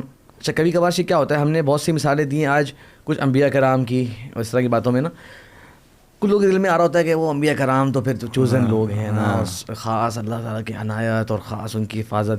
اچھا صحابہ کرام جو کہ مکلف تھے پورے اور معصوم بھی نہیں تھے غلطیوں سے، اور انہوں نے جسے کہتے ہیں نا ایک اسلام کو پھر اپنایا، تو کہیں ان کی زندگی سامنے پیش کرنے سے نا شیخ کچھ لوگوں کو ذرا اپنانے کی جسے کہتے ہیں جذبہ زیادہ پیدا ہوتا ہے. تو ان کی بھی زندگی سے کیسی مثالیں مل سکتی ہیں کہ وہ اللہ تعالیٰ کو کیسا پہچانتے تھے. اور اس طرح آپ نے ذکر کیا حضرت ابو صدیق رضی اللہ عنہ کے بارے میں، یہ ایک بڑا اچھا پہلو تھا اس کا. تو اسی طرح سے باقی صحابہ کرام کے بارے میں آتا ہے کہ وہ بھی اللہ تعالیٰ کی کیسی معرفت رکھتے تھے. تو مجھے اسی بات سے ذہن میں آ گیا کہ حضرت عمر رضی اللہ عنہ کے بارے میں جو آتا ہے کہ شیخ وہ اپنی زندگی کے آخری وقت میں جب ان کو خنجر مارا ابو لؤلؤ مجوسی نے اور وہ سخت زخمی ہو گئے، اور اطباء نے کہا کہ ہمارے پاس اس کا علاج نہیں ہے، معدے میں کچھ چیز ٹھہر نہیں رہی تھی، تو لوگ جماعت در جماعت کمرے میں آ رہے تھے ان سے ملنے کے لیے، اور حضرت عمر رضی اللہ عنہ جو ہیں وہ بستر پر لیٹے ہوئے ہیں اور آ کے لوگوں کی تعریف کر رہے ہیں. لوگ کہہ رہے ہیں آپ بڑے اچھے تھے، آپ نے اللہ کے رسول کا ساتھ دیا، آپ نے یہ کیا، آپ نے وہ کیا. عمر رضی اللہ عنہ جو اللہ تعالیٰ کو پہچانتے تھے اور اللہ تعالیٰ کی تعظیم ان کے دل میں تھی، کیسی تھی؟ انہوں نے اپنے بیٹے سے کہا کہ اٹھو، مجھے بستر سے اٹھا کے مجھے زمین پہ رکھ دو، مجھے نیچے لٹا دو، ہاں مجھے زمین پہ لٹا دو، یعنی عاجزی اختیار کرنے کے لیے انہوں نے کہا. اور پھر کہنے لگے ویح امی ان لم یغفر اللہ لی، یعنی کہ میری بربادی ہو، میری ماں کی بربادی ہو اگر اللہ تعالیٰ نے میری مغفرت نہیں کری. یعنی یہ وہ حیثیت ہی عمر بن خطاب کے بارے میں آتا ہے کہ جو ان سے حدیبیہ کے موقع پر نبی علیہ الصلوۃ والسلام کے ساتھ تھوڑا سا کوشچننگ انداز میں انہوں نے پوچھا تھا، تو کیا کہتے تھے کہ یہ جو میں نے خلافت کے دور میں جتنی اسلام کی خدمت کی ہے نا، بس میں اللہ سے امید کرتا ہوں کہ میرے لیے جو ایک ایکول والا معاملہ ہو. ہاں ٹھیک ہے، یعنی لا علی والا، کہ نہ میرے حق میں ہو نہ میرے خلاف ہو. آپ سوچیں اتنی خدمتیں کی عمر بن خطاب رضی اللہ تعالیٰ عنہ نے، اس کے بعد جو اللہ تعالیٰ کا حق جانتے تھے نا، معرفت جانتے تھے. تو بہرحال یہ جو ہم بات کرنا چاہ رہے تھے، میں ایک کنفیوژن ایک ذہن میں آ رہی تھی کہ لوگوں کے ذہن میں عموماً یہ ہوتا ہے کہ یار اللہ تعالیٰ کی معرفت جو ہے نا یہ میری اپنی پرسنل چوائس ہے، یا کہنے لگے یہ میری اپنی پرسنل معرفت ہے کہ اللہ کیسا ہے بس میں جانتا ہوں کہ کیسا ہے، مجھے پتہ ہے. مطلب وہ یہ دعویٰ کرتا ہے کہ ایک لبرلائز ورژن آف اسلام کہہ لیں اس کو، کہ اللہ جیسا بھی ہے مجھے پتہ ہے کیسا ہے، اور ایک انڈیپینڈنٹ آف وہی، یعنی نبی علیہ الصلوۃ والسلام یا مجھے کوئی مولویوں کی ضرورت نہیں ہے کہ مجھے وہ اللہ کی معرفت کرائے، بس دس is my personal relationship with my God. یہ آپ نے تو اس کو معرفت کے ساتھ آپ خاص کر رہے ہیں یہ جملہ، بلکہ بہت سے لوگوں کے زبان پہ عام ہے کہ دین انسان کا پرسنل معاملہ ہوتا ہے، یعنی کہ باقاعدہ آپ کے جو بھی نظریے ہیں، جس قسم کے بھی آپ غلط صحیح نظریے دے کے بیٹھے ہوئے نا، یہ جملہ کیسے آتا ہے یار کہ دیکھو دین کو ڈسکس نہیں کرو، یہ ہر ایک کا پرسنل معاملہ ہوتا ہے. اچھا اس کے پیچھے کچھ زیادہ جیسے کہتے ہیں لائٹ ہونے کے لیے جملے کہہ دیتے ہیں کہ دیکھیں میرے دل میں جو اسلام اور اللہ تعالیٰ کا جو وہ ہے نا وہ میں ہر ایک سے شیئر نہیں کر سکتا. یہ سب کی سب وہی بات ہے. وہی ہے کہ انڈیپینڈنٹلی سوال یہ ہے کہ انڈیپینڈنٹلی استقلالاً کیا ایک بندے کی عقل اللہ تک، اللہ کی معرفت تک رسائی کر سکتی ہے, اللہ کو پہچان سکتی ہے, یہ نہیں. بہت سے لوگوں کو ہم یہ چاہتے ہیں کہ ہم کلیئر کریں یہ بڑا اہم سوال ہے. صرف اور صرف انسان کی عقل اللہ تعالیٰ کو پہچان سکتی ہے بغیر وحی کے. بالکل شیخ, جس طرح آپ نے بات رکھی کہ کچھ لوگ اس طرح کی بات کرتے ہیں کہ جی جناب یہ بڑا پرسنل ہے اور میرے لیے, تو ہم شیخ ان کو جسے کہتے ہیں ایک مخلصانہ اور بھائی والا مشورہ دیں گے اور ان سے کہیں گے اللہ تبارک و تعالی جسے کہتے ہیں نا اعرف المعارف ہے, بالکل سب سے بڑی پہچان جس رب کی ہے, جس چیز کی ہے وہ اللہ تعالیٰ کی پہچان ہے, تو وہ اللہ تبارک و تعالیٰ نے کرا دی ہے اور اس کے نبی صلی اللہ علیہ وسلم نے کرا دی ہے. تو اگر تو یہ بات جو آپ کہہ رہے ہیں اللہ تبارک و تعالیٰ کے بارے میں جو آپ کہہ رہے ہیں کہ میرے دل کی بات ہے, اگر تو وہی ہے جو قرآن اور حدیث میں اللہ تبارک و تعالیٰ کا تعارف موجود ہے اور جو اللہ تعالیٰ کی صفات موجود ہیں, جو اللہ کے ایٹریبیوٹس اور سب چیزیں ہیں, اگر تو وہی ہے تو اس کو اظہار کرنے میں کوئی عیب کی بات نہیں ہے, کوئی پہلے ظاہر بات نہیں ہے, وہ سب ظاہر بھی ہے اور پتہ بھی ہے. اور اگر کوئی آپ نے اپنے بیٹھے بیٹھے خیالات کے اندر ہی کوئی چیز جو ہے نا وہ خیالی سی بنا لی ہے تو وہ بہرحال خطرے کی بات ہے اور بہت بڑا امکان ہے کہ وہ آپ ایک غلط تصور لے کے بیٹھے ہوئے ہو. اور جس طرح شروع میں بات آئی تھی, کچھ لوگ جو ہے وہ چاہتے ہیں کہ بس میری مرضی کی چیزیں جب تک ہوتی رہیں گی نا تو میں ہوں, بلکہ میرے شیخ ابھی مجھے یاد آ گیا سبحان اللہ, ایک شخص سے میں نے بات سنا, ایک ورڈ سنا میں نے کہ میں زندگی کے کچھ اسٹیج پہ اللہ سے ناراض ہو گیا تھا. واللہ ایک شخص نے یہ اپنے انٹرویو میں بتایا کہ میں زندگی میں وہ اسٹیج گزرے میں اللہ سے. وہ باتیں اس طرح کی ہوتی ہیں کہ جب آپ اللہ تبارک و تعالیٰ کو نعوذ باللہ ایک غلط تصور کے ساتھ ذہن میں لے لو, اور مثال کے طور پہ ایک کام ہونے لگا تھا, آپ نے بولا یا اللہ یہ کام ایسے ایسے ہو جائے, وہ نہیں ہوا, اچھا آپ نے یہ کام میرا ایسا نہیں کرنے دیا نا, تو اب میں ناراض کا مطلب کیا ہوا نعوذ باللہ کہ میں اب اللہ کی عبادت نہیں کروں گا, میں اب اللہ تبارک و تعالیٰ کی جو ہے جو حقوق ہیں وہ ادا نہیں کروں. تو اس لیے یہ چیزیں کچھ لوگ اس طرح کی باتیں کرتے ہیں. خلاصہ ہم یہ کہیں گے کہ ان چیزوں سے آپ بچیں. اللہ تبارک و تعالیٰ کی تعظیم کا جو تقاضا ہے نا وہ ایسا نہیں ہے. جو حدیث کے اندر اللہ تعالیٰ کی محبت اور جو اللہ تعالیٰ کی رحمت اور لطف کا جو موجود ہے الحمدللہ مثالیں انہیں پر ہیں انشاءاللہ. یہ جو بیسک معرفت ہے نا, اہل علم فرماتے ہیں کہ اجمالی معرفت جو ہے وہ ایک عقل میں اللہ تعالیٰ نے فطری رکھی ہے, ضروری معرفت اللہ کا وجود ہے, ٹھیک ہے, اللہ تعالیٰ کی بلندی ہے, یہ سب اجمالی معرفت ہے جو کہ ایک عقل اس تک بیسک رسائی کر سکتا ہے, حاصل کر سکتا ہے. لیکن جو تفصیلی معرفت ہے نا جو اللہ تعالیٰ کی صفات کے ساتھ جو نبی علیہ السلام نے کرائی ہے وہ احادیث اور نصوص کے بغیر یعنی قرآن حدیث کے بغیر نہیں ہو سکتی. ایسے اچھا اینڈ کریں تو ایک اور مسئلہ ہے جی جو کہ عوام الناس کے ذہن میں آتا ہے جی, اور وہ یہ ہے کہ لوگ کہتے ہیں یار یہ تم کیا حلال حرام پڑھ رہے ہو, اللہ سے محبت کرو, اللہ کو جانو, یہ کیا تم طہارت کے مسائل اور یہ ساری چیزیں پڑھ رہے ہو. تو ان کے لیے جو ہے نا میرا ایک وہ ہے کہ ابن القیم رحمہ اللہ فرماتے ہیں کہ عالم 3 طرح کے ہوتے ہیں جی. ایک عالم باللہ جو اللہ کو جانتا ہے, دوسرا عالم بما امر اللہ جو اللہ تعالیٰ کے احکامات کو جانتا ہے, اللہ کی شریعت کو جانتا ہے, اور تیسرا عالم باللہ و بما امر اللہ, اور تیسرا عالم وہ ہوتا ہے کہ جو اللہ کی بھی معرفت رکھتا ہے, اللہ کو بھی جانتا ہے, اور جو اللہ تعالیٰ نے حکم دیا اس کو بھی جانتا ہے. اور یہ جو تیسرا عالم ہے نا یہی حقیقی عالم ہے. تو حقیقی علم یہی ہے. تو اس کو ہمیں جو ہے وہ ایک حقارت کی نگاہ سے نہیں دیکھنا چاہیے کہ یار یہ عالم جو ہے بس فقہی معاملات میں اور حلال حرام کے مسئلوں میں پڑھا رہا ہے, کیونکہ یہ ایک تعظیم ہی تو ہے اللہ کی کہ اللہ تعالیٰ نے کیا حکم دیا ہے. ذرا اس پہ لوگ کہتے ہیں کہ یار یہ چھوٹی چھوٹی احکامات ہے, اس پہ تم پوری کتابیں پڑھ رہے ہو اور لکھ رہے ہو. یہ اللہ کے حکم کی تعظیم ہے. آپ مجھے بتائیں کہ ایک یہاں پہ ہمارے جو سیلیبریٹی کلچر وغیرہ میں ہوتا ہے نا کہ جیسے کہ کوئی شخص جا رہا ہے اور وہ کچھ لکھ رہا ہے تو ساتھ میں اتنے سارے جرنلسٹ ہوتے ہیں اور وہ لکھ رہے ہوتے ہیں کیا اس نے کہا, اور یعنی مطلب ایک طریقے سے ایک تعظیم ہوتی ہے. تو اسی طرح اللہ تعالیٰ نے مثال کے طور پر اقامت الصلاۃ اقیم الصلاۃ کا حکم دیا. اب اقیمو کا معنی کیا ہے, الصلاۃ کا معنی کیا ہے, یہ پوری ایک تفصیل, یہ ایک تعظیم ہے اللہ کے حکم کی. اور یہ اللہ کے حکم کی تعظیم کب ہوگی؟ جب اللہ کی ذات کی تعظیم ہوگی, اللہ کی ذات کی معرفت ہوگی. وہ جو سلیمان فارسی کا واقعہ ہے شیخ, جو جن سے کفار نے پوچھا تھا کہ بھئی تمہیں تو نبی علیہ الصلوۃ والسلام بہت چھوٹی چھوٹی چیزیں سکھاتے ہیں, حتیٰ کہ قضائے حاجت کے معاملات بھی. تو اس میں بھی یہی انداز, ان کا بھی یہی انداز تھا کہ بھئی یہ چھوٹی چھوٹی چیزیں ہیں, احکامات, طہارت اور دیگر مسائل, یہ تمہارا نبی سکھاتا ہے, جبکہ جو علم ہیں وہ تو اس سے کہیں آگے کے ہیں. تو یہ حقیقتاً کوئی چھوٹی چیزیں نہیں ہیں. جو انہوں نے شیخ آپ اس کو پورا کر لینا شیخ, اسی حدیث کو آپ پورا کیجیے شیخ. نہیں شیخ تعالیٰ اچھے انداز سے نا اچھا ہو جاتا ہے. یہ بہت اچھی آپ نے ذکر کری. میرے ذہن میں انہوں نے کہا اجل, اجل انہوں نے کہا یعنی کہ نہان چلیں اس کو. یہ بالکل شیخ جس طرح آپ نے یہ حدیث ذکر کری, اس میں بڑی عظیم حدیث ہے یہ. اور وہ شخص آیا تھا حضرت سلمان فارسی رضی اللہ عنہ گویا ایک شرمندہ کرنے کے لیے، بتانے کے لیے کہ تمہارے نبی صلی اللہ علیہ وسلم نے تمہیں بیت الخلاء میں کیے جانے والے معاملات کی بھی آداب بتا دی ہے، وہ بیت الخلاء کے معاملات بھی تم کو سکھا دیے ہیں، تو شاید وہ اس موقع پر شاید شرمندہ ہو جائیں گے یا خاموش ہو جائیں گے. انہوں نے اس موقع فرمایا اجل، جی ہاں بالکل، کیوں نہیں، نہانا رسول اللہ صلی اللہ اون کرتے تھے بالکل، شریعت کے ایک ایک چیز کو جو ہمیں سکھائی گئی وہ آپ نے ذکر کیا. فرمایا آپ صلی اللہ علیہ وسلم نے ہمیں منع فرمایا کہ ہم جو ہے وہ قبلہ رخ ہو کے قضاء حاجت کریں، اور ہمیں منع فرمایا اس چیز سے کہ ہم استنجا جو ہے وہ دائیں ہاتھ سے کریں. ہمیں اللہ کے رسول نے منع فرمایا کہ ہم جو ہے وہ اس کے اندر کوئی ہڈی کو یا کوئی گوبر کو جو ہے وہ استعمال کریں طہارت کے لیے، کیونکہ اس زمانے میں پتھر جو ہے وہ استعمال ہوا کرتے تھے.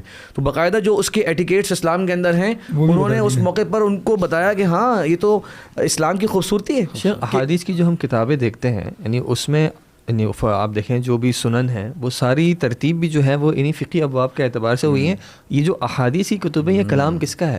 اس نبی کا صلی اللہ علیہ وسلم جس کی ذمہ داری تھی کہ اس نے اللہ کا کلام جو ہے لوگوں کو بیان کر کے دینا ہے.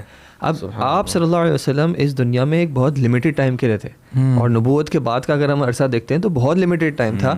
کیوں؟ یعنی آپ اور مجھے اگر پتہ ہو کہ ہمارا وقت جو ہے وہ محدود ہے تو ہم صرف کام کی بات کریں گے نا. تو آپ صلی اللہ علیہ وسلم جو اس محدود وقت میں اور رہتی دنیا تک کے لوگوں کو ہدایت دینے کے لیے آئے تھے، تو اگر آپ صلی اللہ علیہ وسلم نے کوئی کلام کیا ہے، کوئی بات بتائی ہے، تو کس طرح وہ اہمیت کی حامل نہیں ہوگی. حقیقت ساری رسول جس طرح کہتے تھے شیخ کہ ما من طائر یطیر بجناحیہ فی السماء الا وترک لنا منہ علما.